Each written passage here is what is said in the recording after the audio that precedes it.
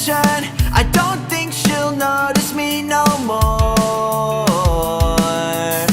She parties all the time, sipping the finest wines and such. I don't think she'll remember me no more. So I'll be waiting all day, all night. I'll be waiting for her all the time, through the pouring rain or the sunshine. I'll be waiting for her all the time. Ooh, na na na na na na na na. When I'm with you all day, all night, I'll be waiting for her all the time. Since she moved on and she found him, I've been aching, my heart is rusted. So I'm on my own shit. Been the same dog barking up the same tree. I need her out of my life, I need her out of my head. Painting a picture that I'm better off dead. I hope he's treating her wrong, but hope she's been treated right. I love and I hate her at the same time. I'll be waiting, I'll be waiting all day, all night. I'll be waiting for her all the time, through the pouring rain or the sunshine. I'll be waiting for her all the time. Ooh, na na na na na na na na. When I'm with you all day, all night, I'll be waiting for her all the time. Things that got the best of me, none worse than when you said it's over. My heart's forever broken, and that's why I'll be never sober. Every little thing that I said, I play it all back in my head. And every little thing that went wrong, I'd give it all to go back again. Every little thing that I said, I play it all back in my head. And every little thing that went wrong, I'd give it all to go back again.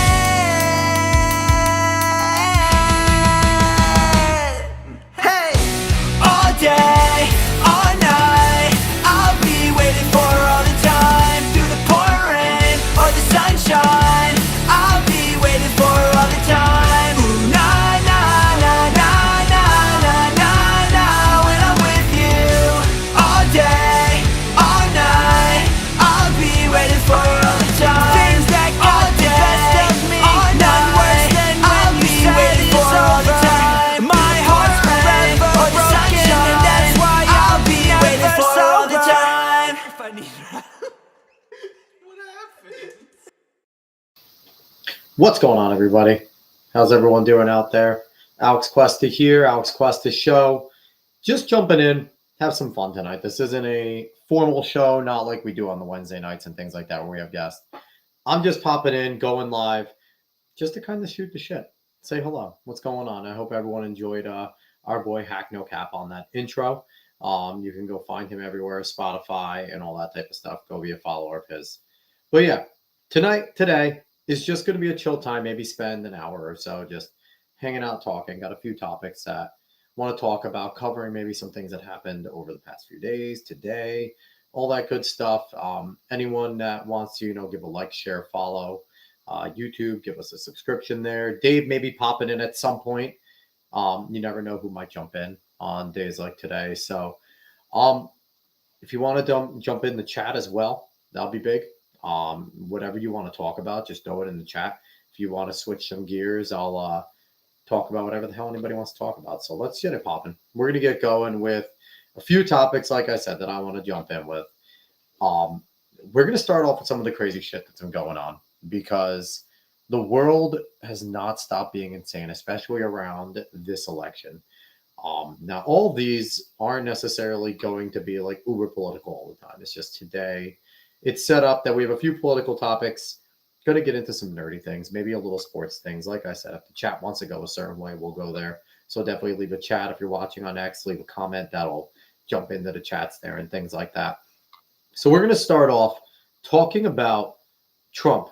I know he's polarizing. Everyone talks about Trump, but talking about Trump, specifically the fact that it's just come out that Trump has been briefed that by the intelligence agencies that there is a credible threat on his life coming from the Iranians. Now, this is a guy that has survived now 2 assassinations, and you wouldn't even know that he survived these assassinations, which is the most ridiculous part because, like a lot of things that the media doesn't like, they swept it under the rug. And I know if you listen to any sort of, I guess, alternative or conservative media, they like to ring the bell about the fact that in less than 2 months, Trump has survived 2 assassination attempts.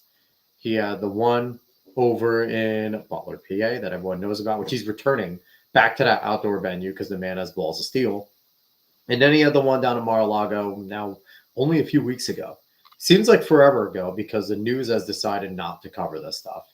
They've decided that this cycle, it's done. We don't care. We're getting rid of it. This news cycle is all we need to know. Cover it a little bit, maybe throw some down on it. And that's about it. You know, we're finding out bits and pieces. We know that Ryan Ralph, I don't know how the fuck you say his name, but he's being now officially brought up on charges of an attempted assassination because they found a letter, which, again, if you go into all that, where he left a box for his neighbor, open this, if it's so convoluted and weird. And it seems like it's set up out of a bad movie. And now there's another layer that's been added. And it's the fact that intelligence agency, some of its intelligence people that communicate with the former president have told him that there's credible threats from Iran. Now, I have an article up here that I want to talk about because Donald Trump is Donald Trump. No one responds and reacts to things the way he does. After the first assassination attempt, hopping up and yelling, fight, fight, fight, which, reassured all of his supporters that he's fine, pissed off all the leftists about the fact that they said it was staged and he did it and blah, blah, blah. Yeah, those people can fuck off. A person died over there and 2 people were seriously injured.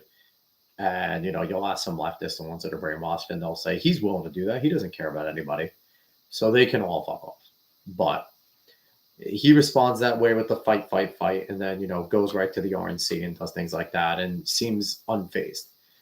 And then after the second assassination attempt, wants to finish his hole and wants to finish his game. He's more upset by the fact that he can't finish through.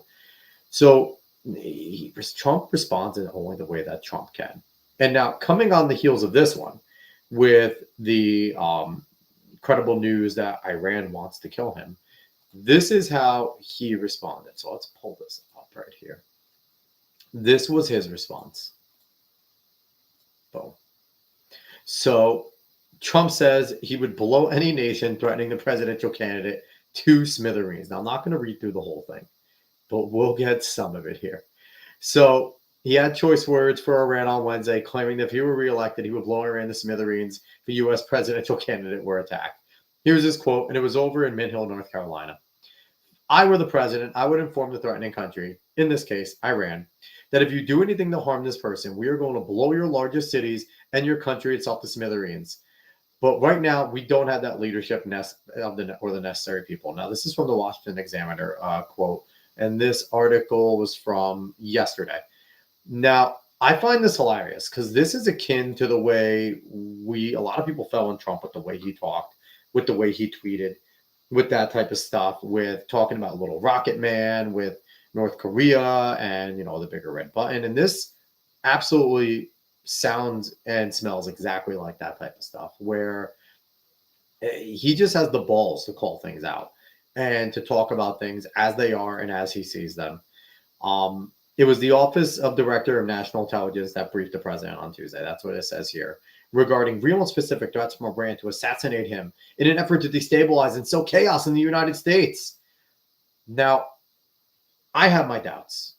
Number one, this is the IC community that absolutely hates Trump and wanted to, get him out of there as much as he can. And Nate, what's going on?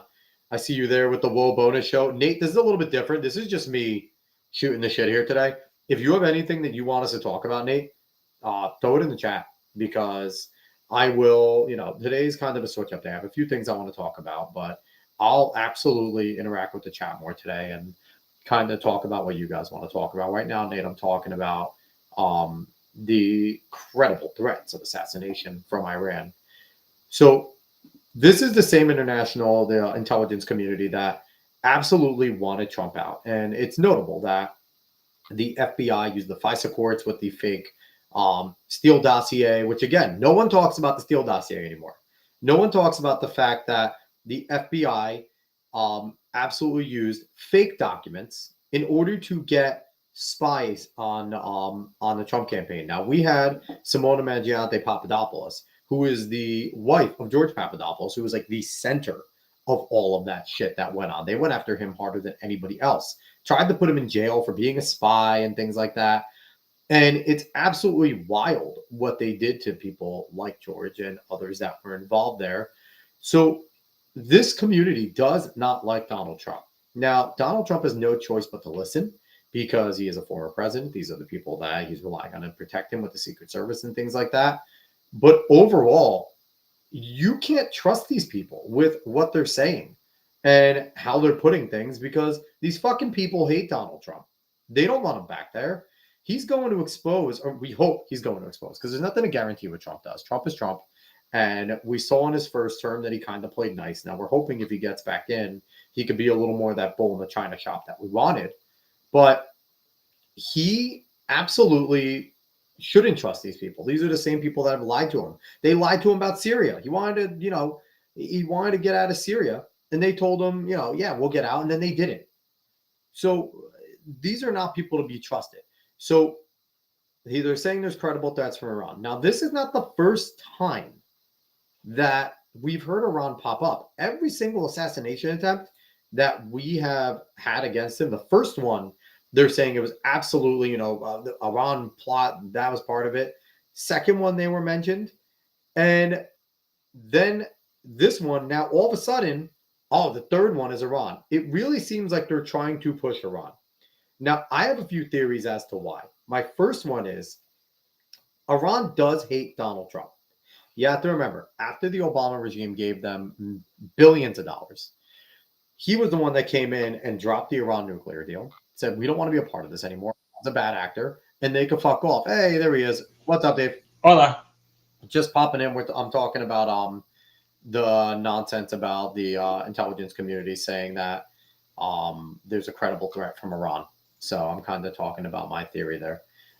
So just jumping back in. Nate's here. Nate says hello. He's pumped that we got a bonus show. Yes. But overall, Iran doesn't like Donald Trump. He ended the Iran nuclear deal that the Obamas did, that the Obama-Biden regime did.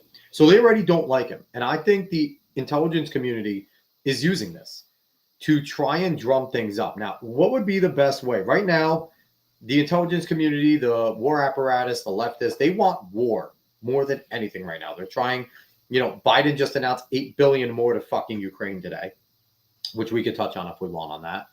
But he announced that they want war. They're trying to get us into Ukraine. They really want us to get in with the Israel-Palestinian war. All right, if you say Israel-Palestine, Palestine's not a place. The Israel-Palestinian war. And, it's one of those things where I just think that they're trying to drum up war. What a better way to get war and try and get the people that support Donald Trump to side war, to be like, hey, this country wants to kill your favorite person. And if they can get Trump to start rallying and going, fuck Iran. When I get in there, we're going to go after him. They want to kill me. They believe that MAGA will rally around him and do that. So that's my main theory, is that the international community is trying to use the absolute disdain that Iran definitely has for Trump and trying to get his supporters to back him. Dave, do you have anything to say about what's going on with Trump and the Iran stuff? I mean, that's probably correct. Like you said, Iran definitely doesn't like Trump. It would be no surprise for them to want to kill Trump. Absolutely no surprise. In fact, you probably don't even need to put it out there that they would try, because it's just a redundancy at that point. But I also think that, I don't know, it's just... Dave, I don't know if you're going through your mic. You sound a little bit echoey. You might want to check really, that. Yeah, you sound a little echoey. Really? Sorry about that. But you have a second. Nate jumping in saying he hopes that Trump has a food tester for Georgia, Alabama. Here's the thing. Trump doesn't give a fuck. Trump just gets McDonald's. So it's like Trump watches them do it unless they know the McDonald's he's going to, which I don't know. Ryan Ralph. Yeah, it's much better. Yeah, it was going through my camera. my webcam. But and it says, "How about credible threat from Ukrainian cough Ryan Ralph?" Maybe.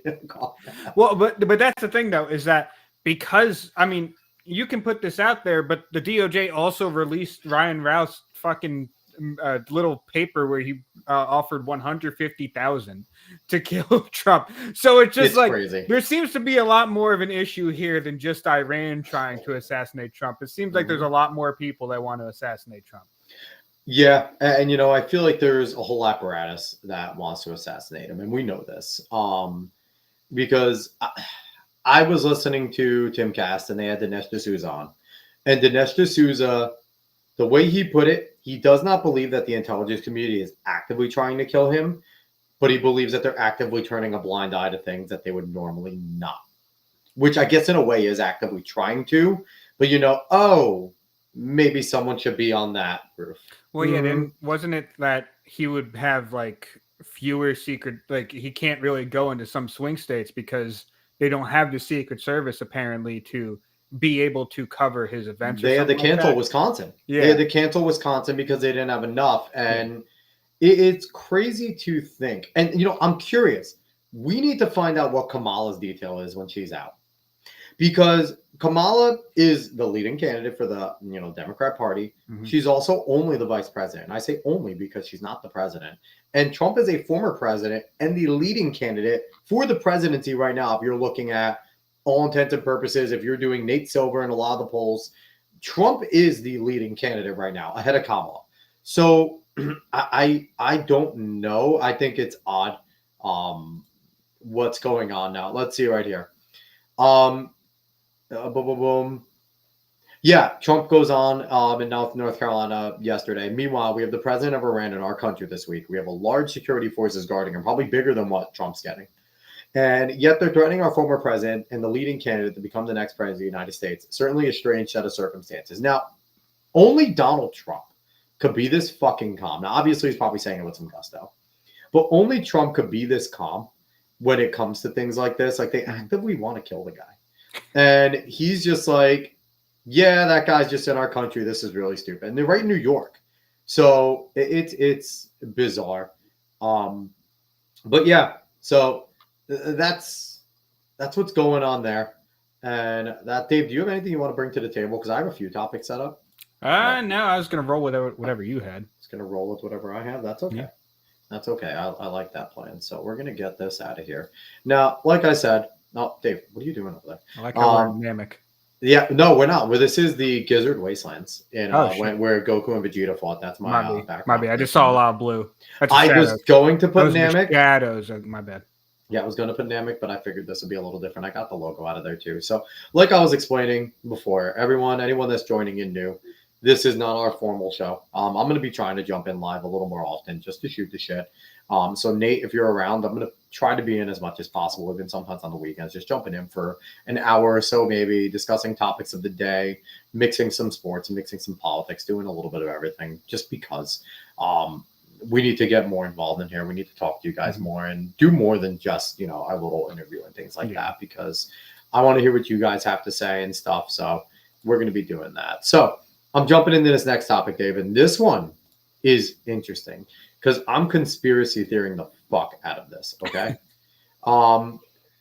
Mayor Adams, the New York City mayor, Eric Adams, has been indicted for 5 counts. Now, let me pull up. CNN has a story here. Boom. And I know CNN, but still, they have the story. So let's go through here. I don't want to go through too much in the story because I actually don't give a fuck what Eric Levison has to say or Selena Tibor has to say. But they do have the 5 counts. So the allegations are he secretly solicited and accepted freebies and illegal campaign donations from wealthy foreigners, including Turkish officials, as far back as 2014. Now, that goes back into the time when he was still in the police force as a police chief. So I don't know how that plays. Obviously, if you're getting into higher levels of the police force in NYPD, you're essentially becoming a politician. So these are the actual 5 counts: bribery, wire fraud, conspiracy, 2 counts of soliciting campaign contributions from foreign nationals. Mayor Adams has denied everything, says he wants to defend himself. Now, Here is my biggest thing coming out of this. I actually don't fucking care about any of that. I assume that they're all corrupt. I assume that it doesn't matter if there's an R or D next to their name. If you're a major politician from a big city, you're probably corrupt as fuck, right? I assume that. What I want to know is, what did he know about Diddy? If we're being really serious, and that's not even a joke, because he's been in New York City as long as possible. Diddy's a billionaire. Jay-Z, these people, when you get to that level, the cops kind of look the other way. They know what's going on. They know everything you're doing, but they kind of look the other way on all this shit. He had to know, at least have a peripheral view of what was going on at the Diddy parties over in the New York City, because Diddy ran New York City for the longest time. So I really want to know what he knew. I don't know if it's about that. I think it's more, it's better speculation on, the guy under him is a leftist, like literal defund the police kind of guy that would become mayor if Eric Adams has actually made the step down and resign and everything. So it would make more sense that, I mean, look, if he did the shit, he did the shit, obviously. But the question is, if Eric Adams didn't like say anything about the migrants in New York City, would he still be indicted on these things? That's the real question. He did support Kamala, though. He came out and fully endorsed her. I don't know if that was CIA. That's whatever. But like endorsing Kamala is entirely different from voicing your opinion against migrants in a city. Because if you haven't noticed, in every Western country, there's a big push for migrants to be everywhere from other countries. So like endorsing Kamala, that doesn't matter. It's whether or not you endorse the migrants going in and this massive fucking population change that is being made to happen. So I like, and like I said, if he did it, he did it. No shit.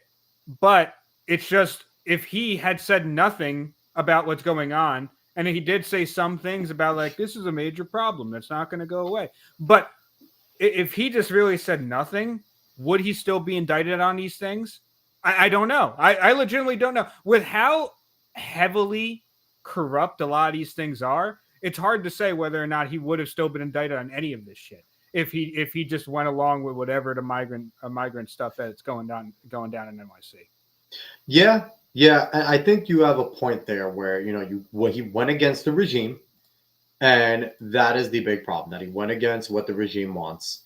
And, we've seen this, that they have no problem stamping their own down when they're going out and stepping out. Now, I think it's interesting, though, because I've said for a long time, the president is obviously the most powerful person in the country. And then in terms of politicians, you have the New York City mayor as probably in the top 5, at least top 10 most powerful politicians in the country. So I think it's really interesting to see them kind of go into battle there. And I'm interested to see where Governor Hochul falls here, because Governor Hochul could play a huge role, because this, it might be a federal indictment, but he's a state politician.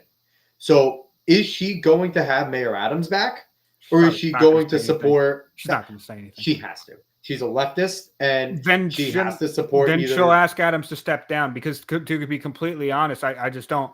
I don't see her backing Adams in any way, because I feel like she would have any type of fear for her and whatever she might have done. Because I mean, she was just selected. She wasn't an elected Well, no, she actually eventually did. She beat Lee Zeldin. Yeah, I forgot that she did beat Lee Zeldin afterwards, which she New York's crazy. In her defense, though, lieutenant governor and governor is much more important in this race in New York. For me being in here, we pay attention to who the lieutenant governor is, because there's so much fucking corruption. There's a really good chance that they're going to be governor. So, but she did beat Lee Zeldin. I just corrected myself immediately. I was like, wait a minute, they did have a vote. But like, I feel like she would still be worried about anything that could happen if she were to go against whatever this indictment is. I think she might just ask Adams, like, look, there's a lot of heat. This is not We need to win an election. This doesn't look great. Exactly. And, and Nate, he would really have to mess up to get busted in New York. That's the thing, Nate, he did really mess up. He didn't just accept the migrants, where he initially said the right thing. He's a sanctuary area, this and that, blah, blah, blah. And mind you, though, Eric Adams came in real quick, Dave. Yeah. He came in as a law and order mayor. Guy, yeah. He was a cop guy. He was a law and order mayor. Mm-hmm. So it wasn't out of the norm for him to come and be like, hey, I can't do what I need to do over here. So we need to get these people out. And you know what? It's not even that he asked to get people out. He just wanted more assistance. Yeah. That was his initial plea. It wasn't to get them to leave. Yeah. He wanted more federal assistance. The thing is, if he had taken like the Sadiq Khan route from London, basically saying like knife attacks are part and parcel of city living. Like if he were to say something like punching that, Asians in the face is awesome. Yeah. If you were to say something like that, someone then like that. I don't know if he would be indicted. That's the thing. Maybe not. But that's the issue though, is because trust in our systems and our institutions have been so eroded that my statement right there is not something completely out of fucking ordinary to say. As it should be. What I said with me saying, questioning whether he'd be indicted should be like, okay, that's a little crazy. But most people nowadays be like, no, I could see it. Yeah. So that's bad. When you need to have trust in your institution. So I saw something, I don't know, let me see if I can find it real quick. I saw something Cernovich said, and I'm curious your take on it, Dave. Let me see. I think I saw a couple things. Quick. And it was particular to Mayor Adams. Now, Cernovich tweets all the fucking time, so let's see if I can find this. Yeah, he tweets like a fucking girl. He does. He tweets like a madman. Like, I like Mike Cernovich. I like his things, but I can never be as online as some of these people are. Oh, it's terminally. Listen, I'm too online, and I'm not as online as they are. And here's the thing. I get it. You know, this is how they make their living, and like you need to stay on it because you want to. And you know, that's part of the reason why we're going to jump on more, right? To do more engagement and things like that. I have not seen this video. Well, this one isn't a video, so this is just no. What Nate said, but I pulled up. Oh, hold on. Let me. Have you guys seen that old video of him teaching people how to search their kids' room for drugs and guns? Oh no, but let's throw this up real quick from Cernovich. Boom, boom, boom. So Cernovich says over here, I don't like Eric Adams. He's not on my team, which I hate that fucking phrase. Even so, the case against him is bullshit. A flight upgrade is a bribe worth $100,000. In what world? People use Sky Miles for that. Sometimes you get bumped up for free. This man should not even been charged for this. Now, if that is one of the charges, I didn't read. And on CNN, there is the indicting paper. So I did not. I'm going to say this out loud. I did not read all of that. Okay. But that's part of it. I don't know, Cernovich, because if he was given $100K specifically for the flight, if you know, and yes, they're not necessarily, but it depends on where he went, what he did. Was he riding around on a G5? What is it, a private? There are certain things that come with that. If it was $100K in terms of like a bribe, like here, let's get you on this flight. This plane will charter you anywhere. You can have it for the weekend, type of thing, and it goes up to that. That's different, right? That's a favor. And I don't care, Cernovich, like it shouldn't be, he's not on my team.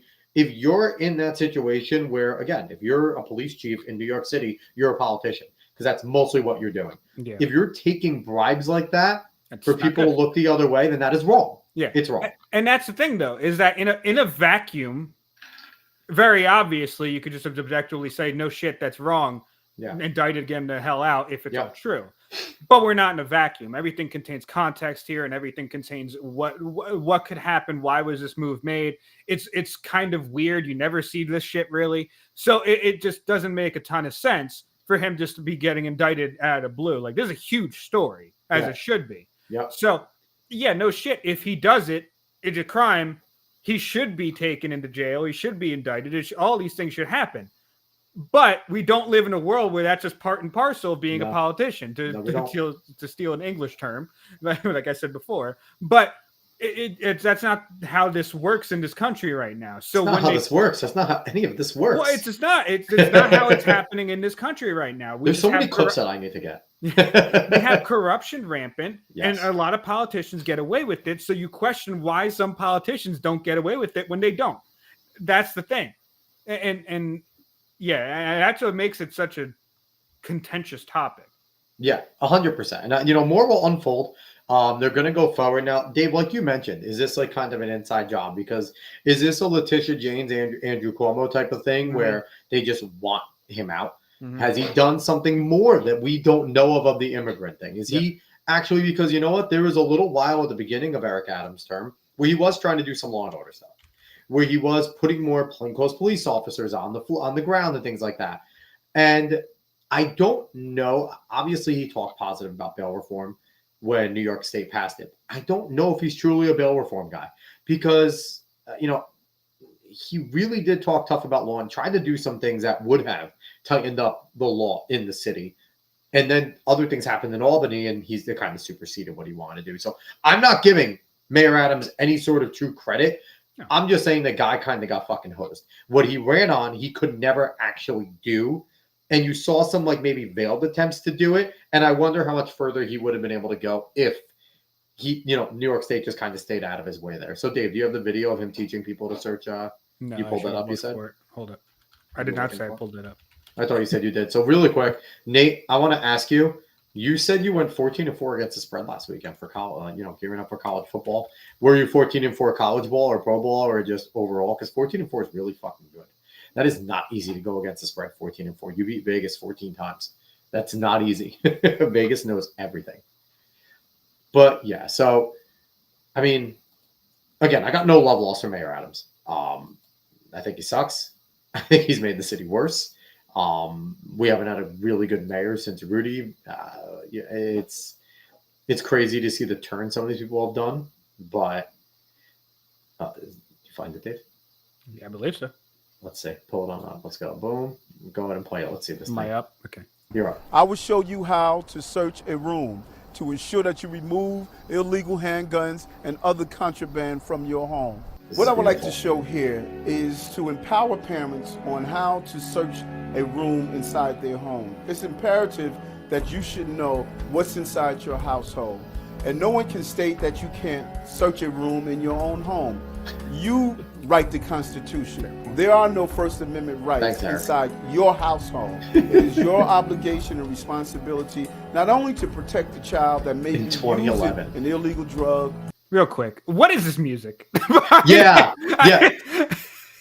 When I want to ask you if you put that on. No, when I first heard the music, I was like, is he trying to seduce us? Like, is he going to start like taking off buttons as he's saying it? Like what the fuck is going on? It's really, this is not background music. I'm sorry. I just had to I'm actually loving it. I think Mayor Adams, you know what? If he wants to save his career, he needs to remake this video. Well, apparently he was, this article is about him wanting to remake it or something. I don't know. Please. I didn't really read the article. Now. He absolutely needs to now. Sorry. Okay. No, keep going. 4 minutes and 49 seconds.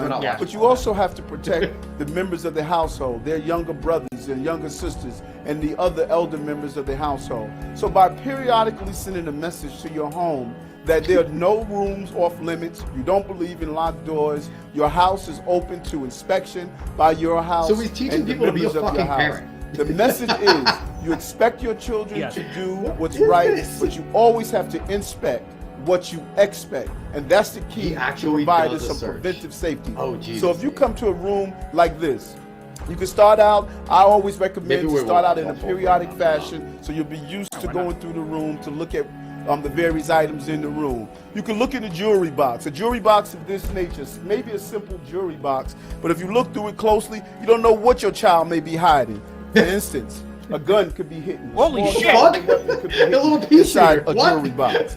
We Look just at the picking up various YouTube colognes and perfumes and photos and pictures. YouTube, you should always, when your child brings in his popular knapsack with many different locations, look through it to see what exactly is your child carrying. Hold on one second. In addition to a knapsack or book bag, Dave, what do you call it? I call it a book bag. I've heard so many more people calling it a knapsack lately. It drives me fucking crazy. My mother-in-law calls it a knapsack. No one's taking a nap in that sack. No, knapsack to me makes me think of like something you bring for a sleepover. Yeah, I have your stuff for a sleepover. Yeah, that's what a knapsack makes me think of. That book bag is something that you bring to school. Okay, sorry about that. That's I don't know. That's just how I differentiate them. Go for it. A book. Something simple as a crack pipe, a used crack pipe. Could he have found it on the street? What? That's quite possible. But this is a discussion piece where you should start speaking with him to find out what is he doing with it. The crack pipe is just a discussion piece? This invokes conversations. Look at picture frames and behind them, cameras. Thank you so Try much. to determine what's taking place. Behind a picture frame, you can find bullets. What does that mean to find bullets? Does it mean your child is carrying a gun? No. Where there's smoke, there's possible fire. Where this fucking bullet, kid is just possibly a gun. You should engage in the conversation and find out what are they doing with the item, and this empowers the parents. Look at all the items Nate, inside the book bag or room backpack and feel are both around and acceptable. see I accept what's the both. possibility. Something simple Both are as better than a backpack. baby doll. Could be just a baby doll, but also it could be a place where you can secrete or hide drugs. Run your hands Secrete. over the pillows and see if you feel anything that's unusual. Like a pillow like this where the button is a perfect invitation to hide something. And I felt something bumpy. I would reach in, see what it is. This one could be hidden inside a pillow, a gun. Maybe something that you'll think What the that can't fuck? be hidden there, Well, but it can. And I what guess happens in not the only inner when city, the So, but so this the is thing such a is, stereotype. well, the thing is that he's showing these things, and we're like, what the fuck? But these are things that he probably just found kind of normally. He probably found this in these places, And maybe from multiple being a times. cop Yeah, and that's what doing I'm these saying. searches. So like we're saying what the fuck, but I've seen things hidden in some places. So like I'm not gonna say. Yeah. But I've seen certain. Stop I putting haven't things seen in any your of that. asshole, David. You know, not like that. That's nowhere to get in concerts with things. But like he's definitely seen like this stuff in these spots. That's why he's going over them. This is actually, you know what this needs? Please, anyone from SNL, if anyone knows from SNL, please get this to him. Can we get a skit? This is an SNL skit. Well, It should be. It might be. That might be what the article is. So, but we'll finish. It's only a minute. All right, one more minute. Let's do it. Person who is carrying this illegal gun It is was for in extra gas possession in of my it, pillows. but also a child that comes into the room and plays on the bed. They find this gun. Let me tell you what a child would do. A Honey child Boo would Boo take Child. this gun, and because the trigger pull is so hard, they normally take the gun and they point it in their direction to pull down Gives on me it. anxiety. That is So true, many though. gun Kids are- accidents yeah, take kids are place dumb. merely because the child discovers a gun in the room and believes it's a toy, and they play with the gun. Just look and see what's inside your bookcases. It could be more than just books. Perfect. Put your place money to in your hide, books. Cocaine or other illegal substance inside the Don't room. read. My Put your money in message your to books. you: I love you Chris have an Rock. obligation to We need to get protect your that skit home. up next. The First Amendment does not apply to the right of parents Oh to my go God. through their homes to remove contraband or any other unsafe item. There are no First Amendment rights in your home. You have a duty and obligation to protect Now, the what's members of crazy? your household. Now, what's crazy? I don't think it was a bad video. Too. It wasn't a bad video, but what's crazy is nowadays that's not even true anymore. There's no First Amendment rights because a kid will call CPS and tell them like my parent is now invading my space and they're doing X, Y, and Z to me, and CPS will come and search their house, come and search to make sure that house is fine because they got a call. So you can't even. That was 2011. That is now 13 years ago. Yep. 13 years ago, it's a different world. Eric Adams could not even make that same PSA. Right? The only thing bad about that video is the background music. That was distracting me the whole time. I'm gonna make that our official background music. I'm gonna find that. I'm gonna rip that, and I'm gonna make that instead of our intro music. It's just gonna be that, and it's gonna be like the cane smoke the whole time. It just felt weird the whole time. Was it meant to be like ominous? Because it's like he's finding. I know like, it sounded like it was supposed to be like a calming kind of like waiting room kind of music. That's what it felt like it was supposed to be. Mayor Adams, I will back you 100% if you remake that video in the middle of this scandal. No. Every time he's at the podium now, he just has that music in the background as he's everywhere he looks, he finds a migrant in the room. Everywhere he looks, he pulls out a migrant. Look, few in the pillowcase. Here, this is the perfect spot to be hiding a migrant. They're everywhere. Federal government needs to come and help me. If SNL had balls, that would have been the skit that they would do. That would 100% be the skit. They would never do it. They don't have the fucking Everywhere balls is for a that. fucking migrant. One's a Haitian holding a cat. Get back to Ohio. You don't belong in the city. Oh my God. His acting reminds me of Dolomite. I don't know who Dolomite is. Is that bad? Do you know who that is, Dave? Mm-hmm. I know. Hold on, let me put him up. No boy. You might have seen him. Probably. So while you're pulling that up, I also want to chit chat on our next topic because we have exhausted Mayor Adams, SNL. Please do your fucking jobs. And if you won't, what you call Ryan Long needs to do that one then, because that would be a great skit for him and his crew to do. Just pulling out migrants. Mayor Adams just pulling out migrants. Here's how to search your house for migrants. If you remember this at all, Throw it up. I am sharing it. You have the power. You can pull it up. Oh yeah. This is the I do. It's why do I an remember? old ass movie. Yeah, I can pull think up. I've I seen can it. pull up a look of him in the No, movie. I think I've seen that one. Yeah. I've definitely seen that. No, yeah. You know what Honestly, the worst part is? Nate, that's not wrong. Yeah. But you know what the worst part is? I'm at like my most recent memory of Dolomite is because Scott made me watch the ICP movies that they made. Oh, they're so bad. They're awful. But Dolomite's in the first one. I know he's in the first one.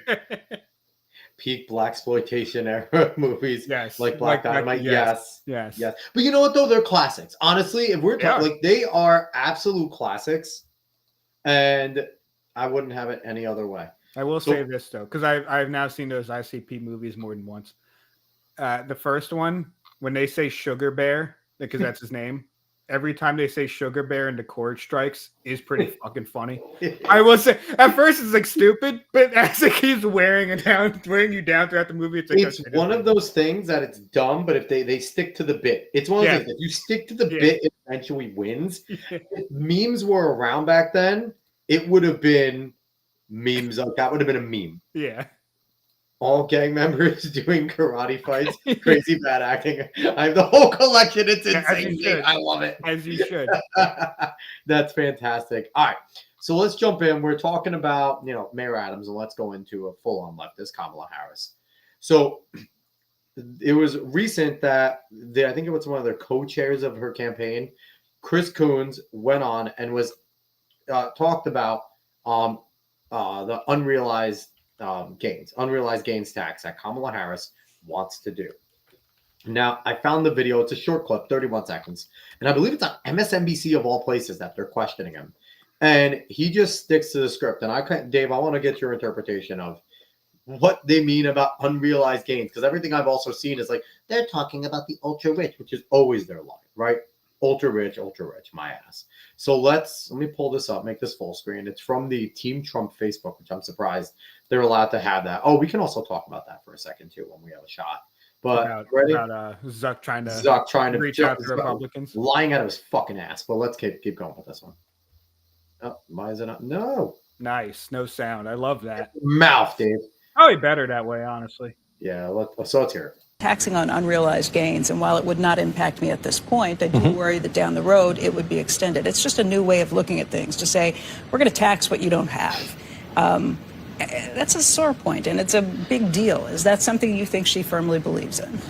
I think it's part of the proposals of the campaign, which is to try and find some way to get at this system of buy, borrow, die that allows the very wealthiest Americans to borrow against the unrealized gains in their portfolio.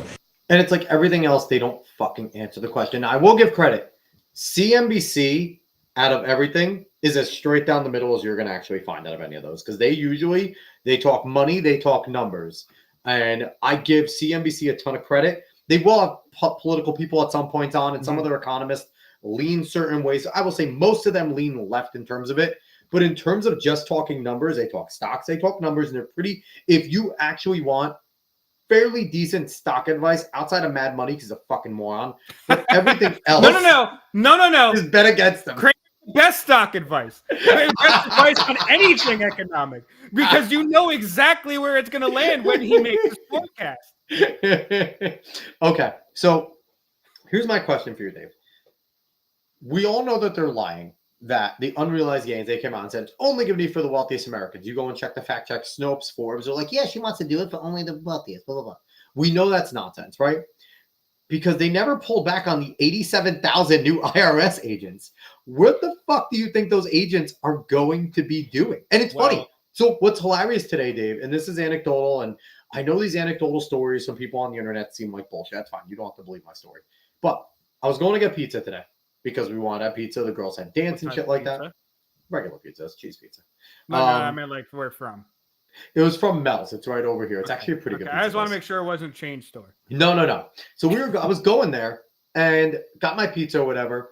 And I don't even know how I got started on the topic, but I was like randomly shooting the shit with one guy. And he was like, yeah, they want to tax us on everything now. And I'm like, yeah. He's like, yeah, now? And he's like, even on the money, I think we were talking about just how much things cost or whatever. Yeah. He's like a quick thing. He's like, even on the money you're going to make, they want to tax you with the unrealized stuff. And this was out of the blue, basically. We weren't really talking about Trump, Kamala, anything politics-wise. And it's You just don't have like, to. you don't have to. And this is the thing, too. Their messaging isn't working because that's a common person. I don't know how that person's going to vote. They might not even like Trump. They might vote Kamala. But they just realize that that is a tax on your future. And he said, it's like, what's crazy is say you buy a house for 100K. If it goes up 50K, they're going to tax you on that 50. Yeah, but if it goes up another 50K next year, they tax you 100K more. Yes, not 50K, 100K because it's 100K more than what it's potential. They're taxing you on potential, and that's the issue. And those 87,000 IRS agents are going to be coming after us. That's more agents than millionaires in this country. Yes. So they're not going after the ultra wealthy. That is a middle class. So tax. I will say this, Alex. Kamala Harris grew up in a middle-class family.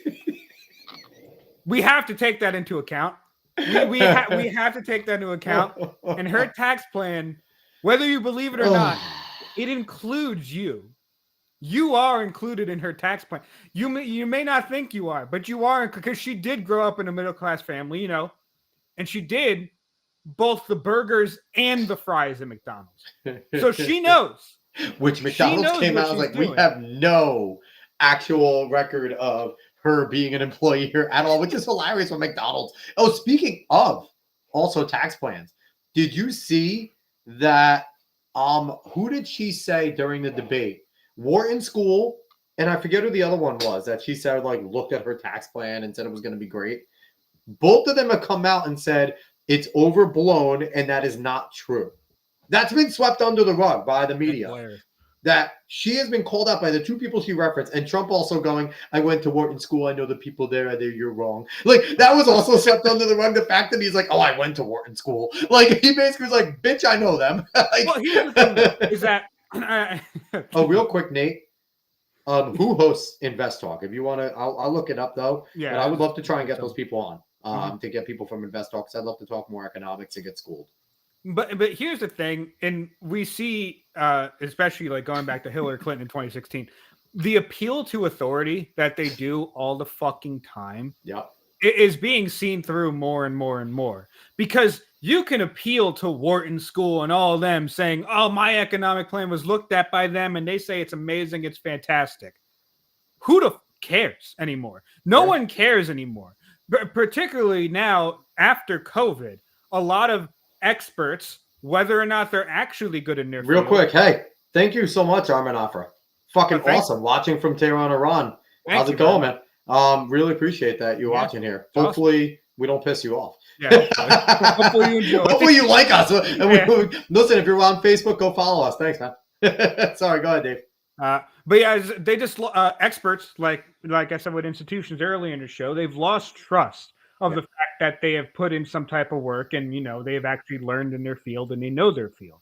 Because a lot of experts seem to have been wrong on what they were trying to predict or what they were trying to say, whether or not they didn't know what they were saying or whether or not they were biased and they made this type of prediction or they made some kind of advice based on how they want to pull people. Like I believe Deborah Birx just came out and said they pitched to 2 weeks to slow the spread in order to be able to get the month-to-month lockdowns. Which is wild. Which is insane. But Deborah Birx, I'm certain Deborah Birx probably went through everything she needed to do. She's probably very intelligent in her medical field. But she did things to manipulate people using her expertise so people trust experts less. And obviously that's just one person. But it's happened time and time and time again. Yeah, I mean... And Deborah Birx was someone that had a ton of power for a short amount of time. And she was kind of pushed aside for Anthony Fauci after a little bit. But she's absolutely someone that had a ton of power. Now, Armin, if you want to go back and listen to the beginning of the stream, what we talked about with Iran was the intelligence community saying that there's a credible threat from Iran on Donald Trump. And we just kind of talked about how it's believable that Iran would fucking hate Trump right now because he's the one that pulled out of the Iran nuclear deal that Obama was giving a ton of money to Iran and things like that. And now the Bidens obviously freed up a ton of money for Iran. And we covered what Trump said in North Carolina about how he would blow them to smithereens if they were attacking a presidential candidate. But we also kind of touched on how, our theories that might all be bullshit as well. So I want to give you a little search unless you didn't want to go all the way back. Well, again, we appreciate you watching from around. That's dope as hell. You know what I'm kind of sad about? What? I don't know if you saw the rumor that was passing around on the internet about Diddy, where apparently they found a cave underneath Diddy's mansion that led to a grotto, as found out to be false. I'm a little sad that it's found out. I was hoping that the Jews were trying to dig to that grotto with Diddy. The Jews that they found digging were just trying to connect with Diddy. The grotto. Damn it! No, but like supervillain Diddy is hilarious in my mind. Obviously, he's the diddler. The diddler. Like obviously, Diddy not a good person. You can just watch the video with that he had an island himself called Love Island. Yeah, he did. He did. That's actually true. I'm pretty sure that's actually true. But I mean, you could just watch the video where her name starts with a C. Was his ex-wife or his ex-girlfriend or something like that? Where he's in the hotel. Cassie? Yeah, Cassie, where he runs her down, just starts beating her ass on camera. Like that was wild to watch. Oh, let me look at this because I heard that Diddy had a list of people that he named in the court file that was named in the court filing. I want to pull this up. It wasn't a grotto, it was to a synagogue. He's converted, baby. He's converted. I was talking about Diddy over this, but that good that you like Trump. I like that you like Trump. That's awesome. Fuck yeah, we appreciate that. We're all hoping he's elected, man. I'm gonna tell you that. We are, and honestly, I'll say this, Armin. And if he is elected, he probably will take a little bit harder line in terms of financials coming to Iran. But he's going to want to stabilize that fucking region. I feel like everyone in the Middle East wants stability. After the Western powers went in, and after the World Wars and fucked everything up by just chopping it up however they wanted and not listening. It was insanity. And not listening to the Ottomans saying, hey, cut it up by religion. Don't be fucking stupid. And they were stupid. I get it. And I hope that he does bring stability. But here we are. We have a list here, and I'm going to see if there's any notable names here. So, Stevie J, a music producer, blah, blah, blah. Redact the name of Philadelphia rapper who dated Nicki Minaj. Whatever. Grammy Award-winning R&B singer. Young Miami. I don't know who that is. Prince Harry. According to court documents. That's not a surprise. Any big celebrity thing that involves weird sexual shit, Prince Harry's is going to be there at some point. So there's Cassie Ventura, obviously. Yes. Cassie. Yes. I don't know who Bishop T.D. Jakes is. Do you know who that is? Not accused of anything in the lawsuit, according to court documents.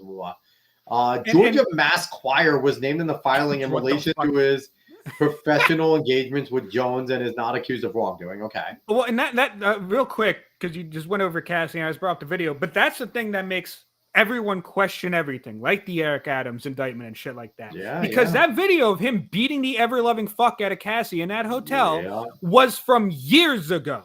This has been known for a while. So the fact that it wasn't released, the fact that we didn't know any of this stuff about Diddy in the first place when it was occurring, or at least soon after it occurred, makes people question everything that happens to anyone with any sort of power. So this one's interesting because Fahim Muhammad's a name that I've heard of before. And he was named in the court documents. He's the head of security, and he had the power to make people and problems disappear. So he was like his fixer. So these were the people named. Anybody named celebrities have not been charged. Okay. Now, there's going to be more that obviously comes out, right? And this makes me question all New York rappers not named 50. Because 50 has 50 was openly fucking hated Diddy and ever since Diddy tried to take him out for a wardrobe, he's like, fuck you, I'm not poor. Yep. I don't need your bitch ass. And he's, and the thing is that's funny, you've never really heard of anybody in 50, M&M's, D12, any of those groups running and doing collabs with anyone from Bad Boy or even like Murder Inc. or shit like that. And there's always been that beef. And it really makes me wonder if they knew what was going on. You know what I mean? I don't know. Or if they had an inkling and they just didn't want to fuck with that. That's the thing, is that this is just such a massive web of shit that went down and it's probably going down, Yeah. And the fact that Diddy is now falling like this, I do hope he starts naming people. That would be hilarious. Yeah. That would be incredible. But and Nate just made a joke about that. Used to joke that rap is the gayest form of music. Didn't mean it literally, but I mean it calls into question a lot of rappers. It really does. It makes everyone look like Gangstalicious. Like you're either Gangstalicious or you're either Thug Nicholson. So that's reference. I love exactly. it. but that's the thing. You're either one of them at this point.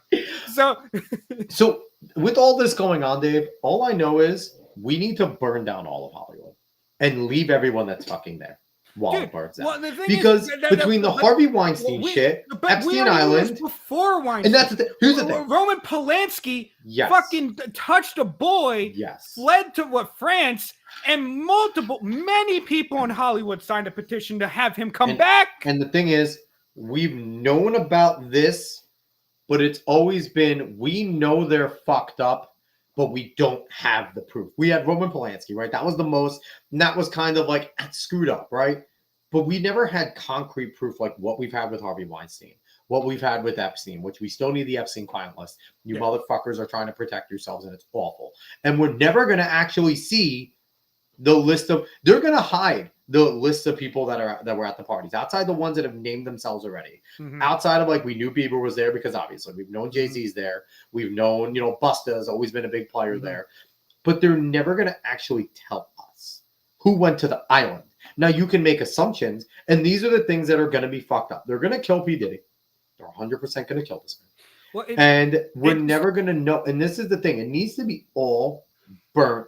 And the thing is, the whole thing, about a casting couch, about having to do what you got to do to make an industry, it makes it seem like not only was that true for the most part for basically everyone in the industry, not only was it true, but it's probably a toned down version of what actually happens in that industry. So you're saying backroom casting couch of porn is probably a toned down version of what Diddy was doing to people? What a lot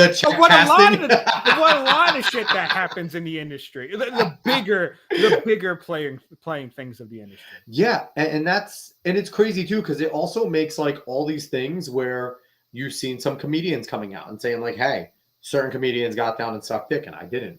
And then it was like laughing off like, no, that was a joke. No, you weren't joking. Like, and it's wild that that's kind of the gateway. And I think it's also cool that what we have here, that I did see this. Yes, we're in the same. Wait, what? They're in the same unit? I saw this. I don't know if it's exactly true, but I did see this, and I love it. Oh my god! But it's just with what we have with podcasting now, they can't gatekeep this.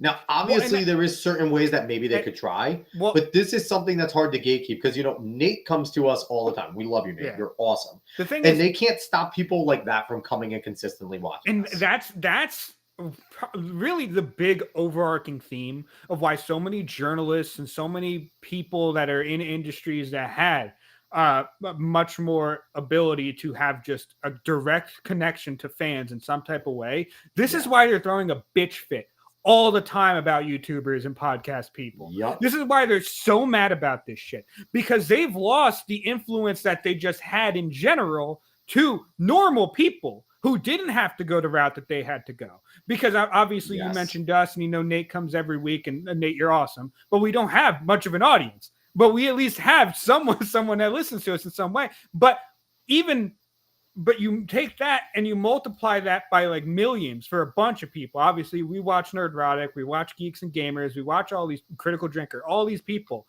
that are reaching so many people in just a cultural area, and they can't be stopped. And they're just chatting with fans at this point. Like people fucking argue with them all the time, especially their own fans, but they're not trying to hold some influence over people like a lot of media journalists do. And that's also the major difference. Right? When the media journalists go and do their things on TV, there are no fans pushing back against them. There is no live questions. And here's the thing, Dave. I don't think we're that far away from watching news. It'll probably be CNN and Fox News first, where they're going to have live questions where they'll pull them up and they'll probably be fake, right? They'll probably more than likely be fake. But at the same time, But it will be, but they will try to do something more like with podcasts because they're going to have to go the podcasting route in a way. But the thing is, if they were to go that route, they have to get completely new people for their news shows and for everything. Because I think the radio people that already do podcasts would be fine. Your Sean the radio Henry's and some of them like that would be okay. But the talking heads that don't have to do that, they're out of their depth with that. Well, look at Don Lemon. They have look no at Don idea Lemon how and Chris to do Como. it. They don't know what the fuck they're doing. Exactly. They have no idea how they're doing that. They know how to speak off a teleprompter, which is not easy. No, it's not easy. Like, it's actually a skill you have to learn and be good at. To read and speak is not hard. Exactly. I mean, it's not easy. I mean, it's not easy. It's hard to do. But they don't know how to just go off the top, do whatever they're going to do, is make a salient point. Look at the difference between Trump and Kamala, right? Yeah. Trump can just go sit down and have a conversation with anybody. And it's also one of the reasons, I think, too, why they say he lies all the time. He's not looking at notebooks. He's not getting ready. So he's saying things off the cuff. Yeah. And, you know, when we all talk off the cuff, I can guarantee there's probably things that we said. If I didn't have those articles in front of me, I would have probably told at least 15 or 20 quote unquote lies. It would have been exaggerations. It would have been, but it's not. But what the thing that he's good at is he stays on message without sounding like a recorded thing. Yep. You know what I mean? He's very good at connecting. And like when he went to the supermarket and he paid for people, he was talking to that guy the other day. Yep. I think it was in Pennsylvania where it was a small little supermarket and he's asking and he's like, oh, we've been doing this for years, but with the cost going up and things like that. And he's like, and you know, and what I'm going to do is I'm going to fight for you. Like, you Kamala can't do that. Joe Biden used to be able to do that. I will give Biden credit. Obama used to be able to do that. And that's why they were able to connect with people more. Like Biden sucked, but people remembered old Biden where he would walk around Delaware. He would walk around Scranton. He would walk places and you could shake his hand and he would ask and be like, yeah, you know, he would lie to you, but he would be a believable lie and he would seem like a human. Kamala Harris doesn't seem like a human. She seems like Mark Zuckerberg, but in Indian clothes, like Indian skin Zuck and the thing female. And the thing is that Trump, one of the reasons why he doesn't get a ton right every time he talks is that, or he's not at least very, what am I going to say? Very nailed down in the details of things. He's not a details guy. It's because he doesn't qualify his statements. He doesn't use a lot of CYA when he's speaking. He just says what he wants to say, which is a completely different form of what a lot of conversations are, especially in media now, because everyone feels like I'm just going to get attacked if I say something wrong. So I need to make sure I qualify what I'm saying. I need to make sure I cover my ass on what I'm saying here, just so people aren't like, well, actually, you got that right off of because in here it says this. He doesn't really care about that. He cares more about just getting the message across. Yeah, exactly. And he's a big message type of guy. And I think that's when he's at his best, right? Obviously, he has his off the cuff things where he throws like jokes out of people. But when he is just staying on message in terms of just his big picture stuff, it's when he's at his best. He has some numbers that he rolls out. He has some stats that he rolls out that he's memorized. But it's when he's just sitting there and talking about the big picture is, you know, and so I want to talk about this real quick, Dave. This motherfucker, Mark Zuckerberg, he now says he's a libertarian. He's entered his libertarian era. Who believes this? Who believes that Zuckerberg all of a sudden started working out? He started surfing. And that was a really cool thing. You know when I'll believe it?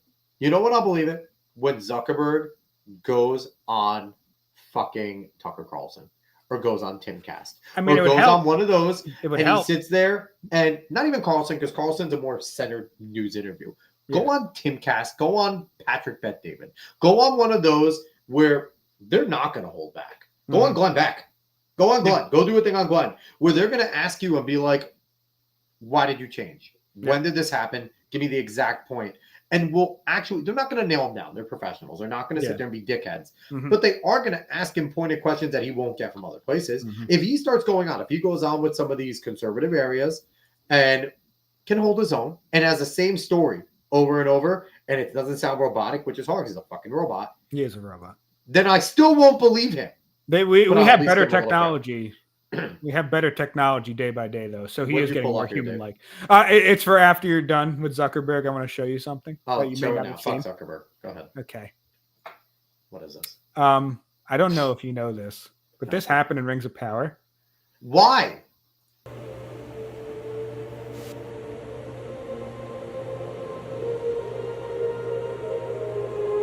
Ron What's kissing going on? Galadriel. Kill it with fire. Why do you hate me? They had Elrond kiss Galadriel. Dude, End stream. it's incredible. I mean, if you're going to destroy everything about Middle Earth, you might as well keep going. Honestly, do worse. I want them now to make sure that they just fucking burn it all down. You know what? Kill Galadriel at this point. Just kill her. Make her sure that she doesn't exist in the Third Age somehow. Oh my god. Shipping has really done irreparable damage to a lot of fiction. It's irreparable damage, dude. It's fucking bad. I don't know. I'm just.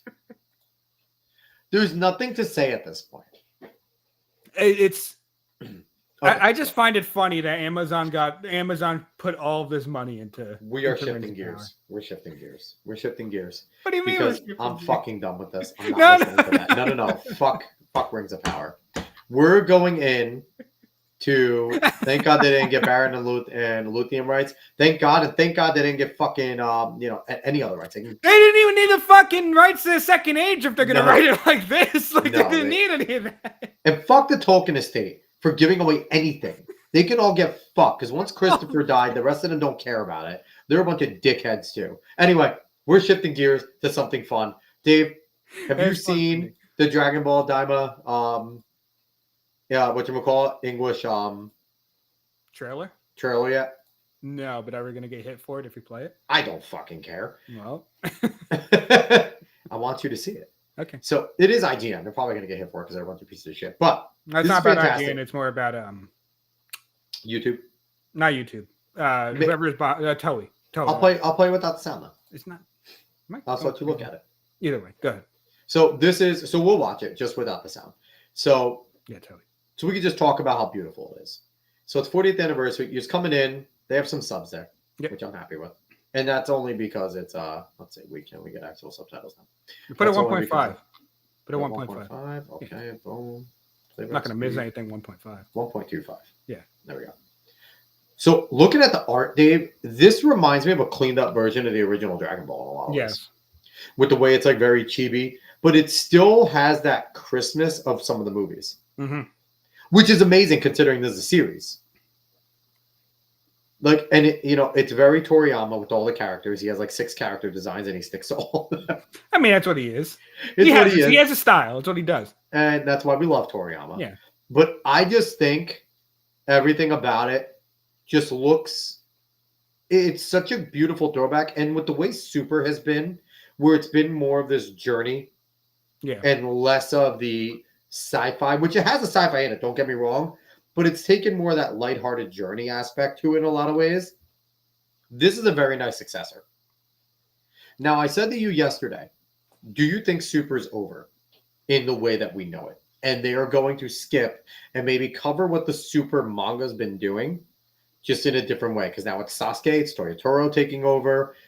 It's not Akira Toriyama anymore. It's Sasuke Toriyama. So I don't know what they're going to do next. I can see that happening. Like cover Moro, cover what's his face? Granola. Yeah. Which are amazing. Yeah, cover those and then move on from Super. I can see that happening, or at least change the name and then figure out what you're going to do after that. The thing is, that's awesome, Nate. But the thing is that it's difficult. Yes. Where they're going with power now, because obviously Zeno is the strongest. He could just do whatever the hell he wants. Like he's God. But where do you go? What do you do with a lot of these power levels and a lot of what you're doing, and still make it interesting? So Daima is obviously a way to make things interesting. Make them all young again. It's pre-Super. Well, yes, yeah, exactly. But that's what I'm saying is like at one point it starts to get too big. And it's just all over the place. So I don't know what they're going to do, but I can see Super being over soon, at least the arc of Super, and then going on to something else. As in, this is Toriyama's last stuff. we don't want to just continue it as if it's still Toriyama stuff, unless he already has it storyboarded out in a way, but instead move on to the next phase of Dragon Ball. And I think that would be appropriate. Now, there's, I think you want to continue with what he did because obviously Black Frieza is there. He's in the manga. It is a canon thing via the manga. And there's been so many questions because now you're starting to see the structure of the angels, right? With Mirrors and things like that. And Mirrors, now angels can give up their angel status. We found that out, right? So that kind of sets up, is Whis going to do something like that? We've always had a concept, maybe the father's evil in a way, because he has given off those vibes. Yeah, but that's the thing. So much where Vegeta's obviously training to be a god of destruction. You see it. Goku is taking the angel path. You're watching these happen. So it's going to be interesting to see where they go. And Nate, I love it. My daughters have the same spread. They're 6 and 4. They are actively watching Dragon Ball right now. They just finished. Goku just finished climbing and he beat Tao Pai Pai. That's where when he beat Tao Pai Pai. Now, they're Nate, getting there. Just be warned about some of the scenes. If you have a wife, don't let your wife near with some of the scenes with Roshi being a creep. Because as you watch it as an adult, it is definitely... If it's DBZ, then there's not as much of it. In Dragon Ball, which is funny because Dragon Ball is meant for kids. Yes. But I wanted them to start with Dragon Ball. Just the journey. And when I tell you, especially my older one is very invested. She loves Goku. My younger one loves Bulma. She loves watching the end. Awesome. She loves the ending. Maddie doesn't let us skip the ending because she loves Bulma. And she loves just watching all of that. So, it's awesome that your kids want to. My two love it. Crunchyroll's amazing. But just watch out for the Roshi scenes. And now they just laugh. They're like, Roshi's a dirty old man. And it's hilarious because that's all they know. Roshi's a dirty old fucking man. Dirty turtle hermit motherfucker. But it's just interesting. Oh, they just got to the Majin Saga. Ooh. So that's fun. I wonder how they react to the Majin Saga being 5 and 3. Because I know a lot of fans weren't big fans of the Majin Saga. I think they'll like it. Especially with the way Boo is.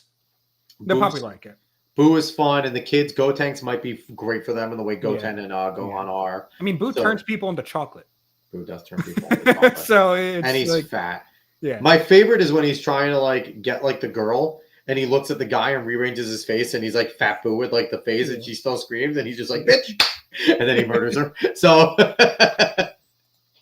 all right. So that was our palate cleanser. We're gonna go back into being mad. Real quick, Sparking Zero looks absolutely fantastic. I'm so excited for Sparking Zero. Did you see one of the revealed what ifs? No. It's what if Goku survived the fight against Raditz?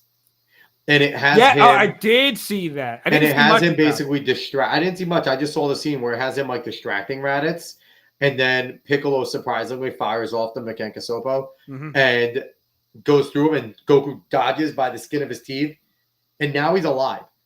And here's the thing. If the next scene isn't Goku and Piccolo going at it to death, then it's not right. Well, but the thing is, because they would have finished it. And the thing is, though, because they'll go into it, which I can't wait to see it. But how does he get strong enough to beat Nappa and Vegeta at that point? Here's the question. Vegeta beating Goku? Did Goku let him win? Goku let him win because Goku didn't go Super Saiyan 3. But we'll let that go. But here's the thing, though, Dave. Do Vegeta and Nappa ever come? Why would they come? Raditz dies. If they don't talk about the Dragon Balls, that was the only reason Vegeta and Nappa came. Vegeta and Nappa didn't give a shit that Raditz died. That is true. The only reason they came is because Vegeta wanted immortality, and he was trying to figure out a way. If they don't know about the Dragon Balls, maybe they make their way eventually there because Raditz is dead. Let's get our mission done with first. That planet seemed difficult. That's why Raditz was coming to get Goku. Maybe, but it was mainly just because they don't care about it. Like you said, they don't care about Raditz. They don't. They don't. Maybe they come in a little bit to come collect Goku and be like, you're going to work for us now. And they're all at that point powerful. It is really interesting because Goku just doesn't get as powerful as he should be if he doesn't die. See, the what if, because he never goes Kenkai. So my fun what if would be, what if Yamcha doesn't get done in by the Cybermen?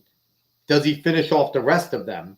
And then, because you got to remember, losing Yamcha in that fight with Nappa is huge. Considering that Yamcha was probably stronger than Tien, it looked like at that point. Because he was probably the strongest Earthling. Because he handled. Tien struggled a little against that first Cyberman. Yamcha fucked him up. Yeah. And would have probably taken on the other ones. And then you add Yamcha, Tien, Krillin, and Piccolo, 4 seasoned fighters. Gohan does what Gohan does. And Chaozu blowing himself up still, because Chaozu would have been useless. But he just does that, you know. and here's the thing that annoys me about Chaozu. He still has the dot on Ray. Why does he never use it? It's his best attack. Fucking use it. It's a great attack. Neither him or Tien. And maybe, actually, I think they stopped using it because it was a crane technique. But still, maybe, yeah. But use it. You're weak as shit outside of that. But I think that could have been interesting, because it would have definitely changed the fight if he stays alive. Slightly. Because I still think Nappa wipes him, to be quite honest with you. I don't know, because if they do, here's the thing: play it all again. Yamcha's hurt, Piccolo's hurt, Krillin's hurt. Chaozu blows himself up. Tien goes to fight him, and instead of Gohan being a part of that plan, it's Yamcha finishing him off. And with, maybe it doesn't finish him off, but you hurt Nappa, because Krillin and Piccolo hurt him, and if Yamcha hits him with the Kamehameha, that fucking hurts Nappa. It doesn't kill him, but it definitely weakens him a lot, because that's really 4 really seasoned, strong fighters at that point. Yeah, I don't know. I still think it's difficult, man. This is a fun Nappa did major in child psychology. It's a Pokemon with a minor in pain. Look, it's 4 rabbits.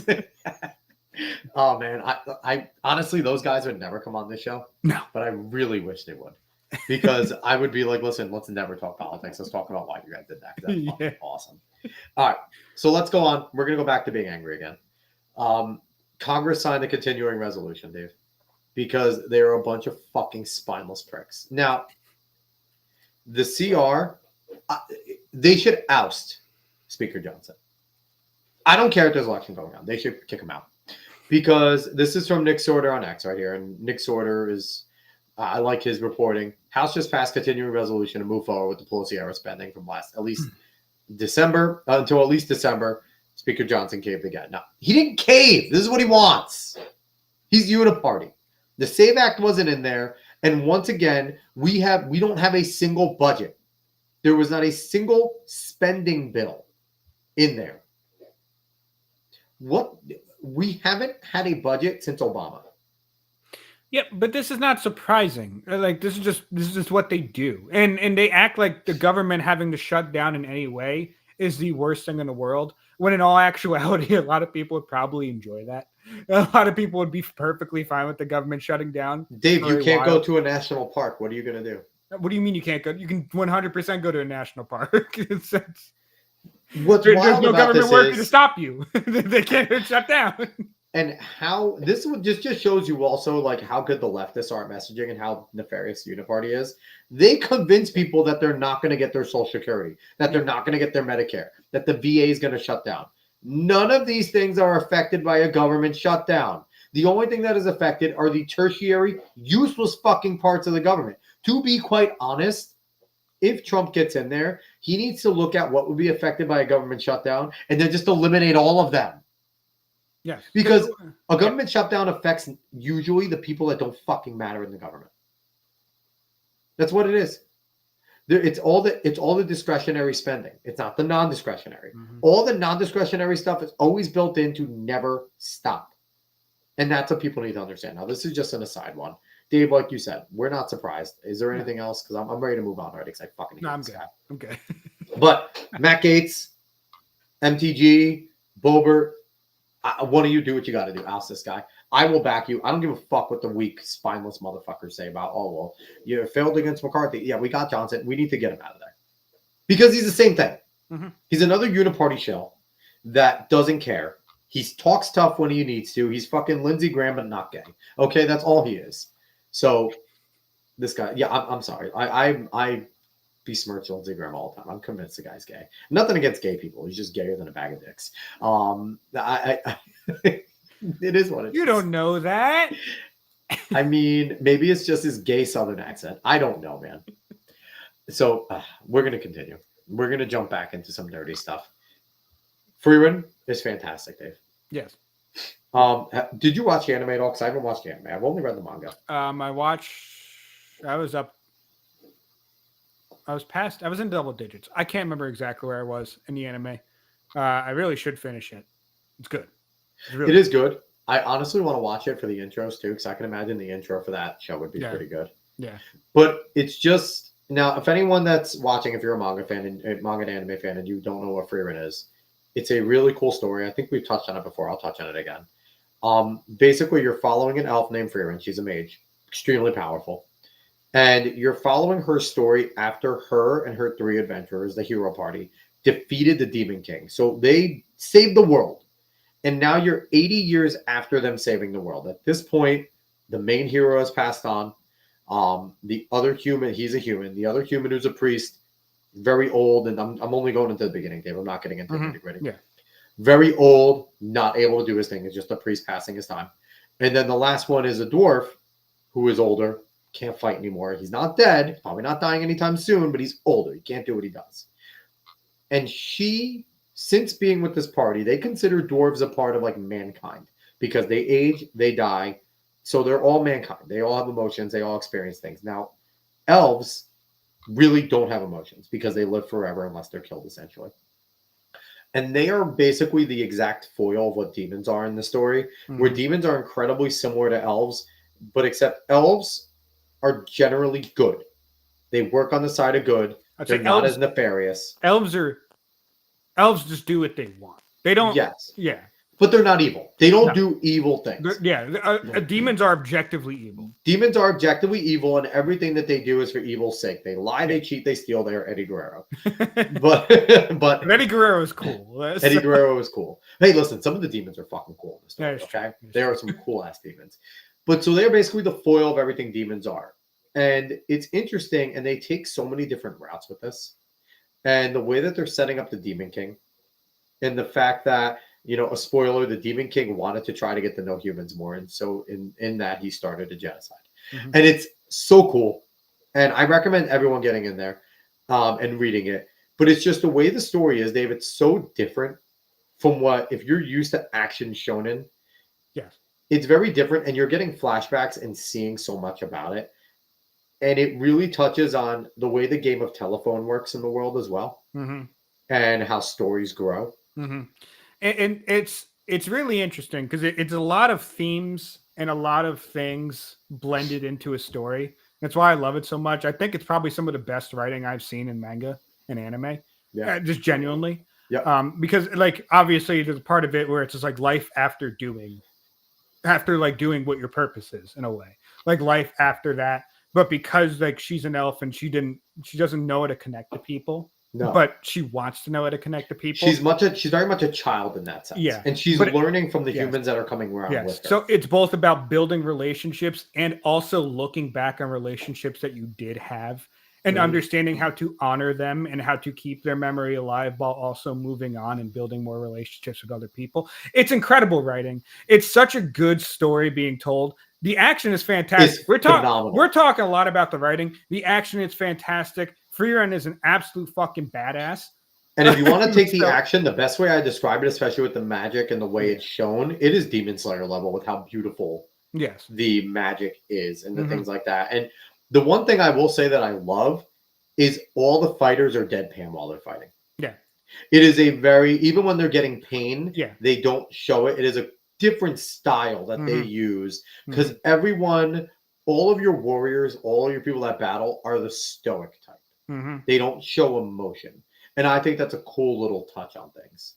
I just want to touch on Frieren because I've been enjoying it. Cool. I didn't know you wanted to. I was like, okay, that's right. No, I've been enjoying it. Talk about Frieren anytime. I could do it. Yeah, it's really good. And as we do this, I will update if I'm reading more manga and things like that, and what I'm reading and what I'm watching because it's you know.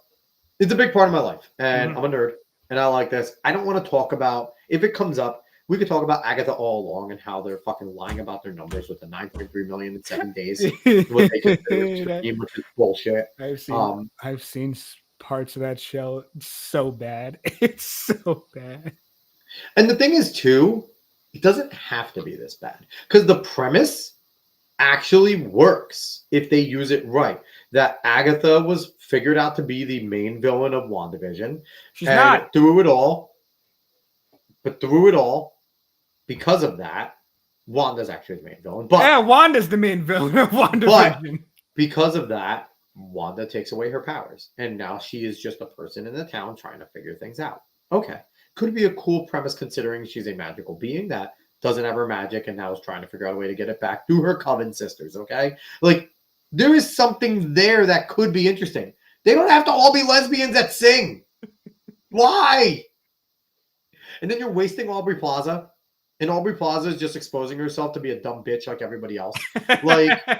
Like you used to be the Daria-esque hot girl. To be fair to Aubrey Plaza, she is like answering those interview questions in the same way that she answers a lot of interview questions, where it seems like that she's just kind of either just going along or kind of trolling the interviewer. To be fair to her, I don't know if those are actual opinions or not because she does that all the fucking time.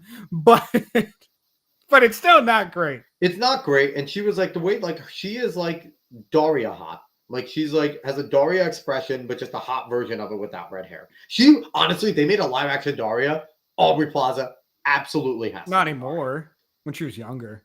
Yeah, maybe even now. Listen, they all 40-year-olds play 20-year-olds in Hollywood, Dave. Don't you know that? They get not anymore. They always go for kids now. Both. I mean, they've been going for kids in Hollywood all the time. Anyone know who Amanda Bynes is? All the producers do. Oh, she looks awful. But yeah. So I just want to talk a little bit. Listen, if you want to get a lot of negative stuff, we'll touch on it every once in a while. If you know if it's big and prevalent, but you want to hear about real negative news, go to GNG.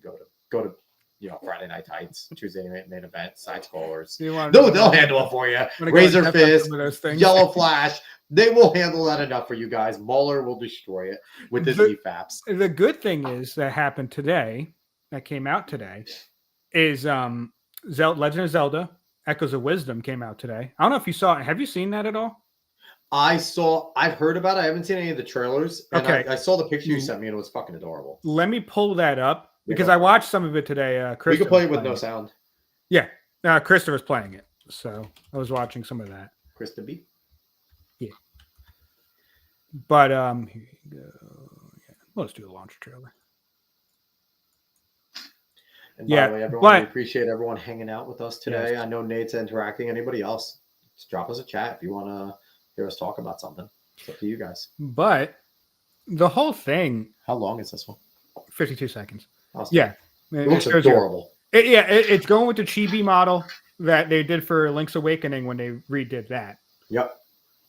And that makes me ask a whole other question about the Zelda timelines, but we can go into that if you want. But it's the closest in terms of what the Nintendo sprites used to look like. So I do the top down. That. Yes. Yeah. This is what the Nintendo sprites would look like if they moved into 3D. Mm-hmm. So I appreciate that. Yeah.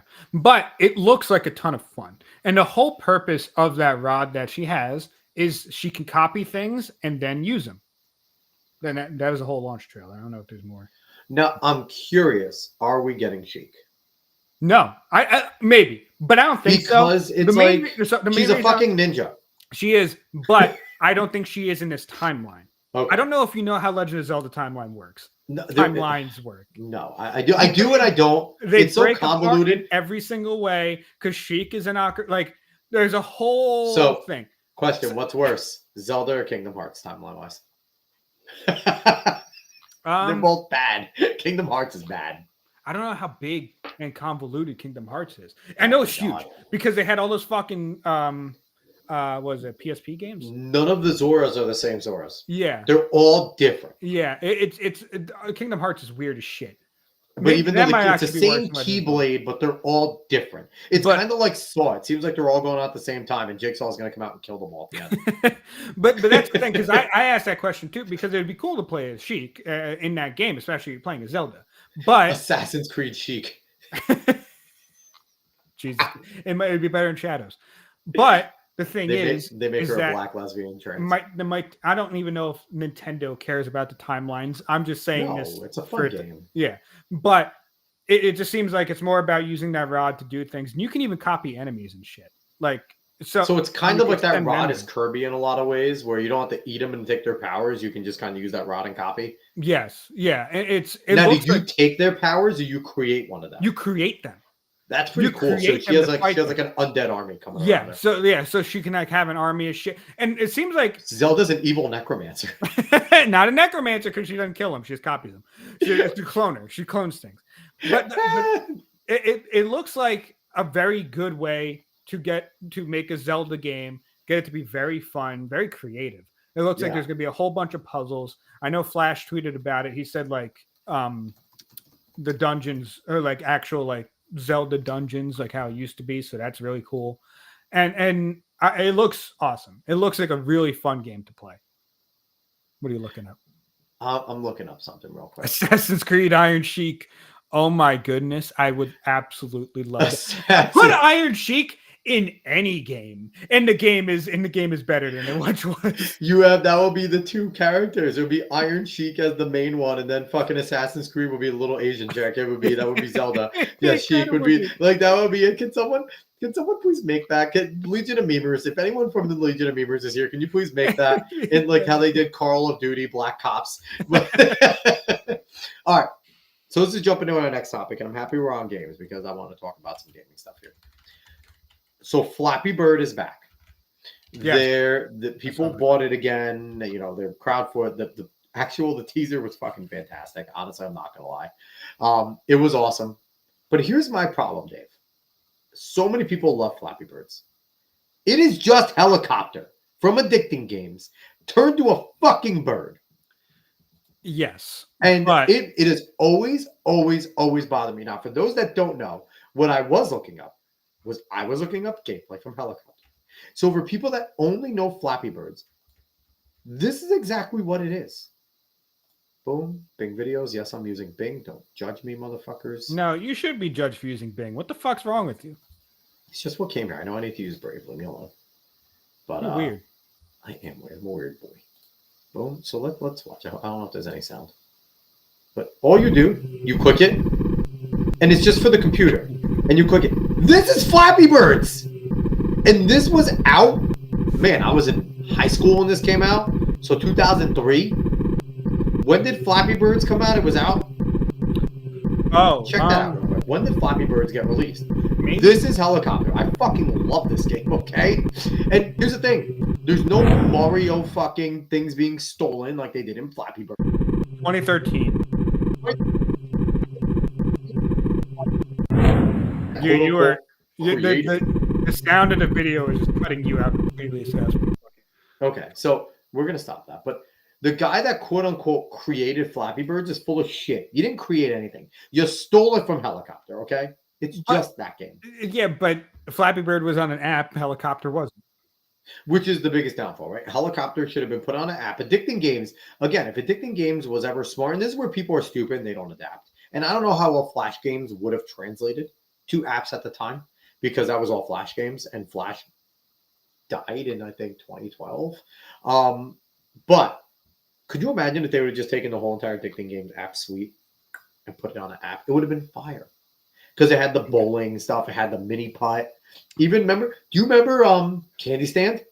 Candystand.com. Yeah, the mini golf was incredible. Mini golf, and it had the friggin' bowling where you use like the creamsicle, the cream saver ball. Yes. So I will not lie. Now sounds like a porn cream saver. I have been half listening, mainly because I wanted to find this video. Because Iron Sheik was brought up, and because this is hilarious. Dude, all the fucking the 6 Feet Under podcast, I see these clips all the time and they're amazing. Their trust and all that. But so I think I had one beer and a bunch of glasses of water. Anyway, I ended up back in my hotel room, and around 1:30 in the morning, she comes in. I don't know, maybe another 30, 45 minutes after I did. I'm kind of just right there on the edge of some good sleep, and he goes, excellent, Marky Baba. You get into good rest, yeah, Sheik, I'm getting some sleep. That's excellent, brother.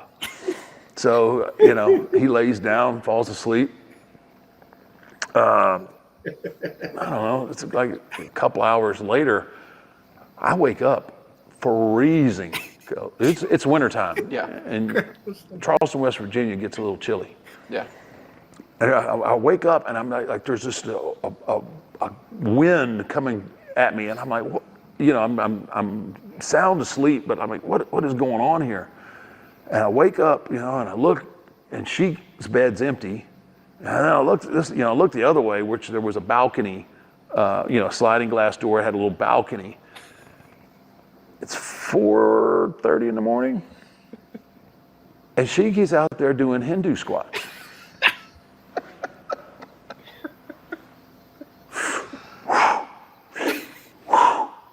He's got nothing but like his wrestling tights on.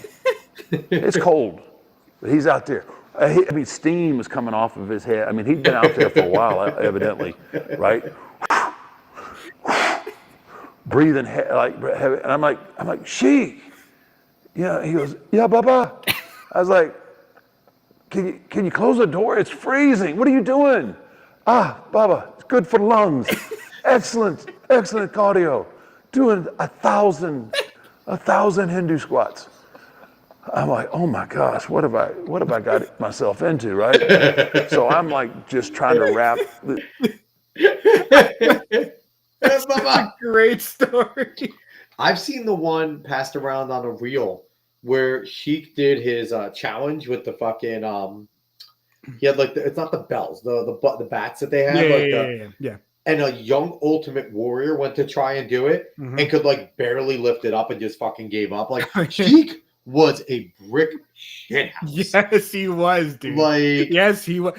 Sheik is such a fucking character. Honestly, I would have loved to have seen like young Sheik and Mark Henry go at it in terms more. of strength. My God, it is awful to know that so many people don't know about the Iron Sheik and just what a person he was, because like we're talking about wrestlers that should be known more. He is one of those guys that should be known much more than he is, especially. I think that the US WWE could potentially be in death throes, right? Their ratings are as bad as they've ever been.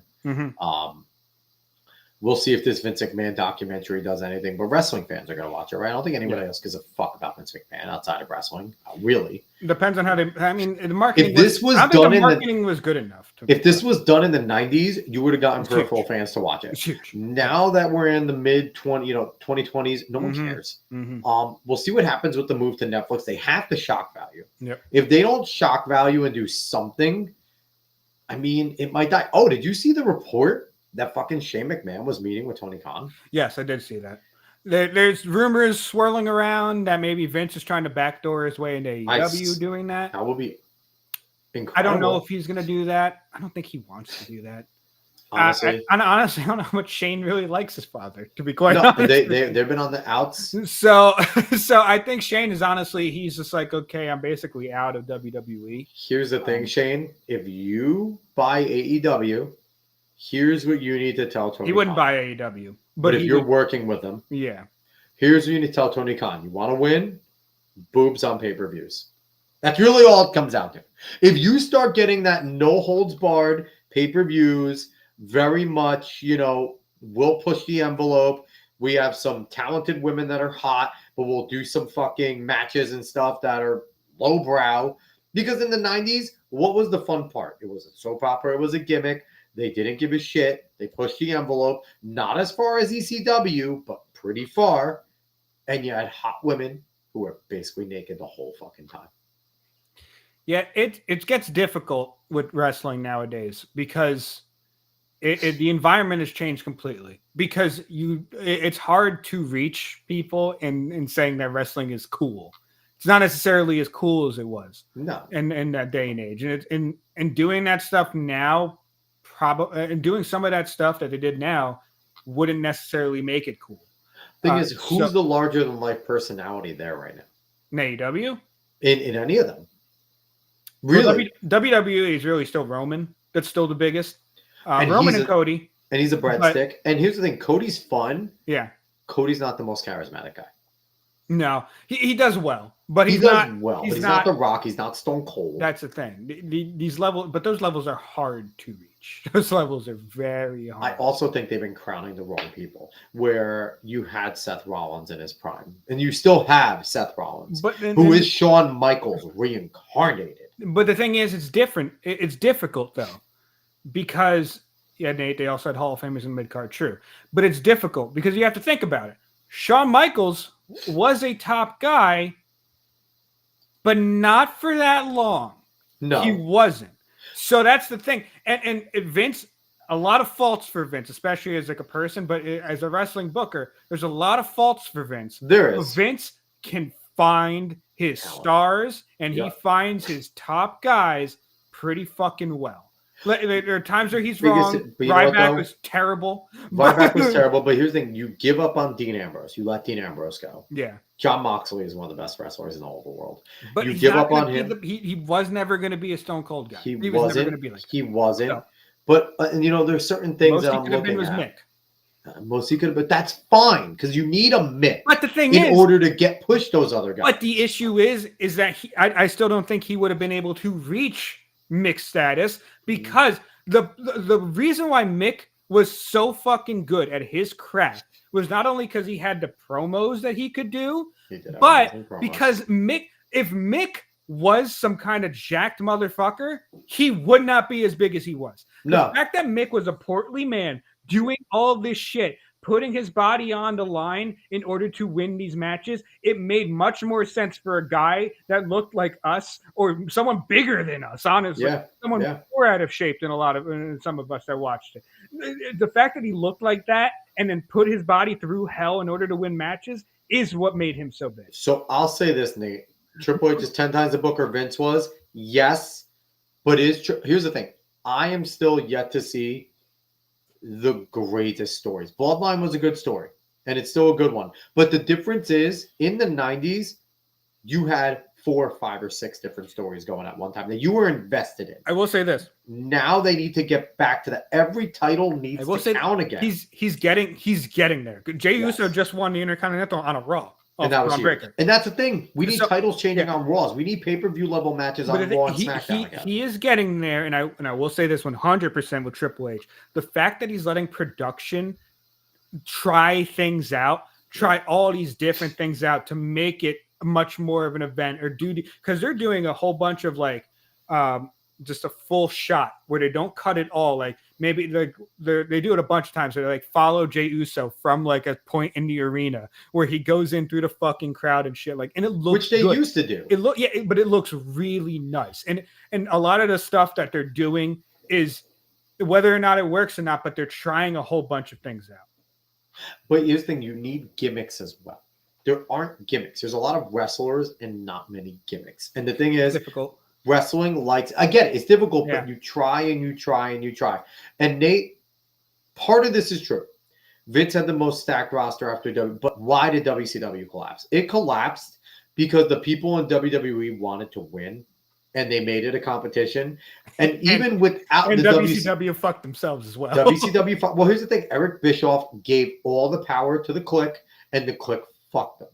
Yeah. And that's just how it works. Hulk and the Clique fucked them. Where the difference was in WWE, you had guys like Stone Cold, The Rock, Undertaker, Kane, Farouk and Bradshaw. They wanted to win this battle. And if we want to compare actually a modern day story to like a WCW story, WCW NWO, absolutely huge, one of the biggest things that ever happened. Everyone became the NWO. But that's the thing. Everyone became the NWO. Now, the most recent story still going on. The Bloodline story. Not everyone is Bloodline. It's just those in the Anoa'i and whoever. I can't remember the other name. Family. But it's just them that are doing. The only one that came in was Sammy, but that's because Sammy has the chops to be able to make it fun. Right now, I think is the perfect time when they move to Netflix. Triple H needs to unretire. We need another authority line. WWE. He can't wrestle anymore. I think he's too injured. But he could like do. He could probably do a promo shit. And I don't think he can take a bump though. The WWE is always better when there's an authority. Then bring Sean up from being a part with like in the Northeast. Sean's doing his NXT. I get it, but you got to do something because with an authority line, always kind of once the bloodline stuff gets settled, now the authority comes in and tries to get them back in line, and now you make the bloodlines the baby face and the authority the heel. And that's the thing. You could do that with your managers. You could do that with Adam Pearce and what's his face? Not Nigel. Might be. I can't remember right now. But I can't remember off the top of my head. But you could do that with them because they are wrestlers that are just managers. And you certainly could actually do that. For me, once Gunther now, you bring him. He's your main authority guy. Had a heart issue. There you go. He had a heart issue. Okay. Yeah. But he's your main authority guy. Gunther is that wall, and he's now on the side of evil. And you kind of get these good wrestlers and maybe some young kids that you want to push. Like, you bring fucking Austin Theory and what's his face. They are perfect authority guys. Absolutely. Yeah. Bring them right in. They're over. And then kind of maybe take they're falling apart. Damian Priest and all them. Bring them in. Well, Damian and Rhea are now baby faces. Yeah, so, but Damian Rhea, but you can always bring in Finn Balor and Dom. You can bring Dom. Dom's the biggest heel right now. You take that. Tell me that group as the authority going against some baby faces would not fucking push storylines. No, it would. It would. No, I don't five of the disagree top at all. guys in the Having WWE an right authority figure is really fucking good for storylines. Because really that's what made the 90s great. Vince was always the bad guy, and he was always against whoever the babyface was, and he made babyface turns happen. Because even with and the authority kept on making and even the Nexus was incredible. Look at all of the champions that came from Nexus, and from Wade Barrett to fucking whatchamacallit, I can't remember. Randy Orton. Yeah. And Batista, I think, was on Nexus for a No, was he a part? No, he was Evolution. No. Yeah. He was Evolution. Yeah, you're thinking Evolution. But all of that. But those are all Nexus was authority still groups. good in general when it started. Yeah. They eventually got they became NWO. But that's the thing. They need to go back to things like that. But then also have side storylines that matter. Like, this is great going on because you have the main stuff. And what's the best storyline right now? It's Dom, it's Liv, it's Rhea. That is the best storyline in WWE right now. Yeah, it is. It's the hottest storyline right now. But then the Usos are going. Jay, obviously Jimmy, there's things going on with Jimmy, but Jay is going, and that's going well. And you still have Roman and the Bloodline stuff. It's still percolating.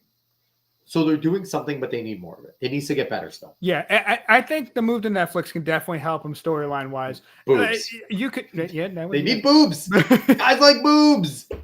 If you want to sit there, if you could figure out a way to convince Liv to get naked, to just go topless, have mommy rip her top off. Very highly rated shows there. Honestly, the highest rated. If you could sit there and have her tear her top off and go to Dom, you want that over this and just walk away? Tell me that wouldn't be, especially in the internet era, millions of eyes. Yeah, I don't know how much they're going to do it, especially with their top women. It just depends on if they want to do it, to be quite honest. Bring back Mandy Rose. But for one show and one show only. But you could see he's trying to get storylines for everyone involved. He's trying to do all these things and have big main storylines like the Bloodline one. Original Bloodline reuniting against whatever the authority is, and then having Seth having Seth join because he's going to look at it and go, the Shield needs to come back, and I'm going to help you. First off, it's original Bloodline versus new Bloodline right now with Jacob Fatu and them. Agreed. But yeah, no, there's a lot of things going on that they could really try to make as big as they possibly can. Yeah. But we'll see what happens. The Netflix move is interesting. We will. I feel like they need to do something else with LA Knight. I feel like LA Knight's kind of losing his way a little bit. I like LA Knight. I think they're missing an opportunity with AJ Styles. I think AJ Styles needs a lot more shine. He hasn't been on TV in a minute. I don't understand. They're probably just trying to figure out a way to work him in. Him and LA Knight. Make him do a tag team. Those two as a tag team would be fucking fantastic. Him in LA. Well, LA Knight's U.S. champion, so he needs some type of good storyline with him as U.S. champion. They're doing something with Andrade. Andrade is good, but it's and this is the difficulty with a lot of wrestling nowadays is that there's a lot of good wrestlers, a lot of good technicians, a lot of good at that. Not that many good in the promo. Not that many good at making people. And I'm not gonna lie, LA Knight's fun. He's kind of corny, and I don't feel it. Oh yeah, it's fine, but that's not going to put me over. Yeah, it's not a great catchphrase. When he actually has the chance to promo against someone, he is good. He is damn good actually. But that's the thing, and that's why you see people not entirely caring about a lot of these things because you need to be able to reach people. You need to be able to get them to feel something. And just being a good technician on the mat doesn't do it. It just doesn't do it. It might be good for all the people that are nerds in wrestling. Of course, we're gonna love it. Of course, See, it's gonna Nate, love it. I disagree with you here. They do not need to ditch Logan Paul. They need more of Logan Paul. Logan Paul's a fantastic wrestler. He's really good on the mic. Logan Paul needs to hold the championship belt if he comes back as a real worker. If he's going to throw himself into it and actually work, Miz needs some damn respect. I will say that is true.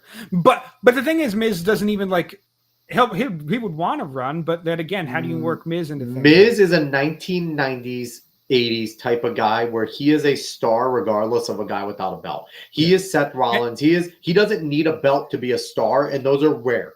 And that's the thing, though. Miz, not some kind of otherworldly mat technician. No. But Miz makes you feel things. And he's a bona fide Hall of Famer at this point. Yeah, 100%. But Miz makes you feel things. Yeah. That's what's gotten him this far. His work on trying to get... And that's what is missing from a lot of the fucking discussion in wrestling nowadays, is the fact of the matter is the wrestler that's out there needs to make you feel things. Yeah. If you It's a are not... story. Exactly. If you are not invested into it, it's not going to fucking make money. It's just not going to be big. It's not going to be good. I don't care how many fucking 5 stars you give out to a match. If people aren't that invested, if normies aren't invested, who the fuck cares? Like, it doesn't matter. Yeah. No, listen, I agree with you. Yeah, we can go on for a long time with wrestling stuff, but I agree. We're almost reaching the 2-hour mark. I think we're going to cut out right around there. But I'm going to go on to the last thing right now. We're going to jump into some sports, Dave, because Tua Tagovailoa did not have a brain coming into this year. It was already mush. Pay money to see him and MJF have a long promo against each other. I agree. Miz and MJF. MJF belongs in WWE. He'll never be there, but he belongs there. I think MJF enjoys being the WWE-esque guy in AEW. I know he'll come to. They're all going to come to WWE eventually, probably. Honestly, maybe. I think Tony Khan's going to get bored, but we're going to go over to some sports. We're going to talk about Tua Tagovailoa. What is this? 4th concussion in 3 years now. The guy's brain is mush. On top of the fact that I think he's a subpar quarterback with a noodle arm that just throws the ball really long to fast guys, the guy needs to think about his career. And I know he already said he's going to go seek other decisions and things like that, and he wants to keep playing. Someone needs to sit this kid down and say, you're a millionaire. Think of your family. Have you watched the movie Concussion? Like, if we were being honest, like, I don't believe in all the bullshit with the CTE. Listen, I have said for a long fucking time, you play football from a young age. You know what you're getting into. Just because you spent your money like a fucking moron and can't afford your medical bills after being a millionaire, that's on you, nobody else. Number one. But when it comes to things like this, where you consistently get concussed, you are now a liability. The moment you get one serious concussion, you are now liable to get more. He is on to number 4, and I just want everyone to see what this concussion was this time. This was completely and totally Tua Tagovailoa's fault. Yeah, he's a dummy. 100% Tua Tagovailoa's fault. He's the only guy that can get a concussion from a dead guy. Funny that he ran into Hamlin. He can get a concussion from a dead guy. And yeah, let's just play this real quick. Tua Tagovailoa is a dumbass. So here he is. Runs, and this is in the 4th quarter in a game that they didn't need to do anything. Ran himself head first into DeMar Hamlin. That wasn't a 4th. That was in like the 2nd or 3rd. Second or whatever. But you don't need to do this. No, he didn't. You're Tua Tagovailoa. Get on the ground. Yeah. And the thing with him, it's not like he got his, the old phrase, he got his bell rung, he got up, he walked off the field. That's a normal hit. All of Tagovailoa's concussions have been these dramatic, he's on the ground, he spasms a little. Every single one. Maybe one of them he just kind of got up, woozy, went to the side. Kind of the normalish reaction. But 3 of them have been pretty fucking dramatic to the point where you're like, this guy needs to be carted off. Is he seriously hurt? And he is. And that's a normal hit. What's going to happen? And even one of his other concussions, he just got sacked. Yeah, he hit his head on the ground. Yeah. But he got sacked. And he hit it pretty hard. But we've seen guys hit their heads down, get up a little, walk it off, right? He can't walk it off. There is no more of that for Tua Tagovailoa. And he is risking his future The guy has guaranteed CTE at this point. He really does. Like, and you're looking at guys like Troy Aikman and Steve Young who went through this shit too. Those guys are probably going to suffer in the next 5, 6, 10 years because those two were both famously almost done with their careers because of concussions, where doctors were going to say, you can't play. I blame doctors too right now. Don't be irresponsible. Tell this fucking guy he should never play again. Every single doctor should give him the opinion to wrap it up. You're done. You're going to have black spots all over your fucking brain in 10 years. You're going to die young if you keep doing this. And I'm not a Tua Tagovailoa fan as a football player, but man, I don't want to see this kid die young. And I don't want to see him end up having a traumatic brain issue later in his life that, you know, we're all going to hear about as we get older. And it's going to be sad. Dude, you made millions. People think you're a great quarterback. You know, there's going to be a lot of what ifs, but take the Andrew Luck route, man. Get the fuck out. Andrew Luck could have still been a superstar in the NFL, but he decided his health was more important. Tua, you're never going to listen to this, and that's fine.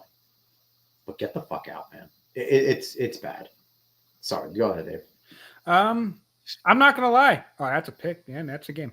I'm not gonna lie. That I don't think he very much cares that much. So Really because you know, look, you are past the time where you had a chance of like those kind of aspirations, right? And it is very different when you're in the moment and you have the ability to go and you still have the ability to go and chase the things that you want with a heart. You know how your heart is. I get it. You know how. So you look, it's a very sensible thing. Probably the most sensible thing to say, I have a future. I have all these things to look out for. You know, it could be really bad for me in the future. Or it might be already really bad for me in the future.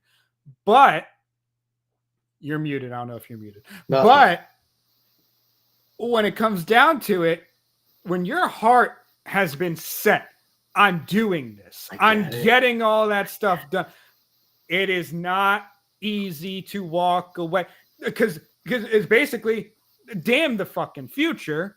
Who the fuck cares when I have this in the fucking palm of my hands and I could still have the ability? Because look, the thing is, if he cares about the millions, then he walks away. If he doesn't care about the millions, if his love is football, he's not just going to walk away. God damn it, Discord. He's not just going to walk away. I get it, but you think, like, you know, I wonder if Andrew Luck has reached out to him. You remember Chris Borland? Wasn't even that long ago. Chris Borland retired at 24, and he was a future star for the 49ers, one of the best linebackers in the NFL. I know. And I wonder if these guys have reached out to him and been like, man, yeah, like, I get it. I get it when you're that young, when you do have the talent, you look at that team around you, and that's probably the hardest part too, right? Because Andrew Luck was on the Colts. They were good, not great. It was all because of him, right? Mm-hmm. Tua's looking around going, I'm part of this. It's not Tua driving this. I'm part of this. I know I can figure out a way to get the football into Jalen's hands and Tyreek hands, hand the ball off to Raheem behind me and things like that, and HN. Like, I get it. I understand. If I could just stay upright and stay healthy enough to get these guys the football, we have championship aspirations. I get it. I get it. But it's just from a human perspective. You play a violent game. You are going to get hit and get hit hard. And you did it to yourself this time. But you're going to get sacked again. The thing is, I don't even think it's from a human perspective necessarily, because I think it's also a human perspective to want to go and get that thing, to be irrational, and the fact that you have this ambition that you go for. An ambition, yes. It's especially a manly perspective in order to fucking. It is. But it is also a human perspective, and it's specifically of probably a wiser perspective to say, like, look, maybe you should calm it down a little bit. But those things clash all the time. And it's completely understandable for him to say, look, I want to listen to all you guys. I completely understand it, but I can't let this go. Do you also think he sees his brother as a better quarterback than him in college and thinking, fuck this, he's going to come have a better career than me? I need to get at least one chip before he gets in here. Because compared to him, I suck balls. Like, no, I don't think he's thinking about that. I see what you're saying. It is It's not heart versus it's mind. not It so really is simple. heart versus mind. It's not It is, so but- simple. It really isn't. But this is where family comes in, and you don't listen to family. I get it, but your family needs to sit you down really and be like, "We can't support you anymore. Well, but the thing is You're like, not invited to Christmas." I hate you. But what the thing is though is as your family, yes, you want to be able to you want to say to them, look, you need to think about your future, but also how much does that change the person from being what they are if they're not going for the thing that they want? Because look, also, yeah, it was the Dolphins investing that much in Tua with his concussion history was already dumb as shit, and then not getting a good backup was This dumb is worse than the Jets leaving Zach Wilson, because at least Zach Wilson his brain isn't mush. Yeah. So yes, the Dolphins have been. There's a whole different Dolphins perspective on this because I wouldn't want Tua to come back if I'm a Dolphins. Now it's also But- I think this dumb perspective with young quarterbacks of we can't get a good guy because it might threaten him in his position, and that's probably where they were going from. And that just tells me that's not your starting quarterback. I don't think that's where they were going from. I just don't. I don't know. I think they felt fine with Skylar Thompson for some reason because they might as well have gotten Nathan fucking Peterman. Maybe that's their third player. Yeah. Who's their third string? I'm looking at. Yeah, but there is a lot that goes into the conversation about whether or not he's going to continue football, especially from his side and from everywhere. Then, because we simplify it a lot when I don't think it's that simple. When do you, as a Dolphins organization, tell him no? You should have told him that already. Agreed. But when do you do that? I wouldn't be surprised if you tell him that now. Because the thing is, look, you love Tua. You would want him there. He is your starting quarterback. But I believe I heard this as a Bill Belichick quote. It's probably not only his quote, but your best ability is your availability. And Agreed. if you are not able to play, then we can't have you there. Do you cut him for his own safety and make an agreement with all the other owners? Don't bring him on. I think that's a little fucked up. But he could sue the league. But you do that because you're like, listen, this kid's not going to stop. We need to do. God, it's Tim Boyle. Tim Boyle's their backup right now. Skylar Thompson and Tim Boyle. Dude, Yeah. Tyler Huntley's there. Just fucking play Huntley. You kidding me? Yeah, they just picked up Snoop Huntley. Yeah, but you know what though? can't Like, do I that. get the collusion. I would take a lawsuit and just be like, let's you do can't it. do that. Let's do it. That's You fine. can't do that. But like, I think that's the only way right now to stop this kid from hurting himself. Can't do that. I get. Listen, yeah, you can. Look, They did it. They did it to Cap. That was for PR. No, that's especially if he's cleared to play. And if he's cleared to play, the every Dolphins- doctor needs to be sued. The Dolphins would. Any he's doctor cleared to that play, he's clears cleared this to man play. to play, If he's the cleared to Dolphins play, should he's cut cleared him to and play. sue that doctor For malpractice. I think that's a bit much. I really do. No, If you're a it's- shitty doctor. If you look at a pro football player with 4 concussions in 3 years, and you clear this man to come back and play contact football, you are a bad doctor. Look, Because you would not do that with the high school kid. if he is cleared to play, I don't care. I'm not going to lie to you. If he is cleared to play, I do not care. It is up to him. I get it. If he wants to go and fucking die on a football field, why do I care? Like that's the thing.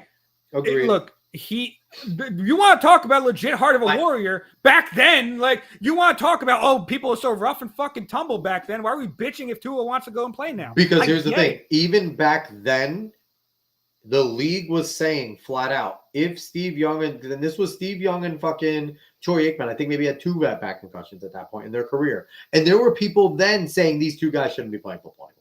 It was already a thing back then. And they were criticized for coming back on the field in the 90s. Both of them were criticized for coming back on the field. So it's not like, and I always hate this thing, we know so much about concussions. No, motherfuckers, we always knew it was bad for you. We always knew rocking your brain against your skull was going to lead to long-term effects. That's why I hate all this stuff about, we know so much more. I've known since I was young that a concussion is really fucking bad. That, you can break your neck in football. All these things I was taught in the early 90s, okay? This has never been a secret or a mystery. But also, when guys get bad concussions and they get enough of them, it is also very common for everyone in football to go, dude, you should hang it up. And this is at the high school level. This is at the college level where you start to put that pressure on players. If people want to go and say that to him, that's fine. I just think, if he's going to be cleared to play, he wants to do it. I mean, like, that's up I to get it. The laissez-faire. Yeah, that's up to I would think- organizations to pick him up and stuff like that. I think less of the organization. I think less of Mike McDaniels. I think Mike McDaniels, it's an indictment against him for allowing him to come back and play because he's just looking at, and I don't want to hear anything of, I care about the human side of this. No, you don't. No, you don't. If you're going to, anybody that lets Tua Tagovailoa come back and play does not give a shit about their players. You don't care. You don't care. You're allowing this young man to come and ruin his life over a chance at getting a Super Bowl. And I get it. It's a business. It's a business. And in business, there's dirty things that get done, but this is as dirty as it gets. And it's bad. I will think less of everyone in their organization. And I already think really low of the Dolphins. I already do. Yeah, I don't know. I don't know about all that. But, it's what it is what it is. I'm very contentious on this topic. It is because you're more of a laissez-faire, live and let live people. And I get it. It's a libertarian approach. And mine is a little more authoritarian. In terms of safety, but it's also more of it's more of an emotional response. No, it's a fair response. I don't blame people for having that response. It's a natural response. Yeah. But I think if you're gonna, I don't see the necessary reason of stopping because he's not just going and killing himself. That's not what he's doing. No, he's not just going and killing himself. We do a lot of things in our daily life that has further ramifications in the future. This is like the Krillin owned all the time. It's a Tua concussion count. It's going to get to the same level as the Krillin owned counter. But there's plenty of things you could do. Like, look, he needs to stop running. Like, stop being fucking stupid. Like, just don't run. Be a pocket quarterback. Throw it away as much as possible. Like, do that. Like, there's plenty of things you could fucking do in order for him to not get hit. And also, if you get pushed, don't let your head hit the ground because that was zone. This is the same thing as a boxer that's obviously punchy. You blame everyone else and the boxer for allowing him back in. Yes, it's the boxer's choice, but you blame the promoters. You blame the coach that's allowing him to do it when a boxer is obviously punchy and they don't belong there anymore. Boxing also a completely different sport than football. It is, but it's a similar thing with the head trauma. It's similar with the head trauma where you could see a guy that doesn't belong there anymore. It's not. It's not at all. In football, as a quarterback, you can avoid head trauma pretty easily, actually. And as a boxer, you can't just stop. No, you can't. No, just don't fucking fight anymore. When you're punchy, it's done. If you're actually boxing, you cannot avoid being hit. Agree, but it's a similar concept of no, it's not. A guy doesn't belong out there. It's not because when a boxer shouldn't be out there. When they're punchy, they're done. We're over 2 hours. We are over 2 hours. You're just being obtuse. I'm not. You're being obtuse. We don't need to litigate this the whole time. Anyway, yes, we're all over 2 hours. We're going to close this out. We're going to try and do this as much as we can. It might be me solo. Dave might jump on solo, but we're just going to come. We won't have as much longer. It won't always be 2 hours. Might be an hour. Might be 30 minutes. Might be a little bit. But we just want to come in, jump in. Nate, we always appreciate you jumping in. You keep us alive. You make us feel young again by all of your comments. But we appreciate anybody that watched. We appreciate all that. Like, share, follow, subscribe, all that good stuff. And we'll be back one of these days. Maybe we'll do this, and this will be the first time. This will be definitely Wednesday. We'll be back. Definitely Wednesday. We'll be back. But, we might say we're going to do this a lot, and then we'll see you again in like 9 months. Who knows? All right, everyone. Thank you so much. We appreciate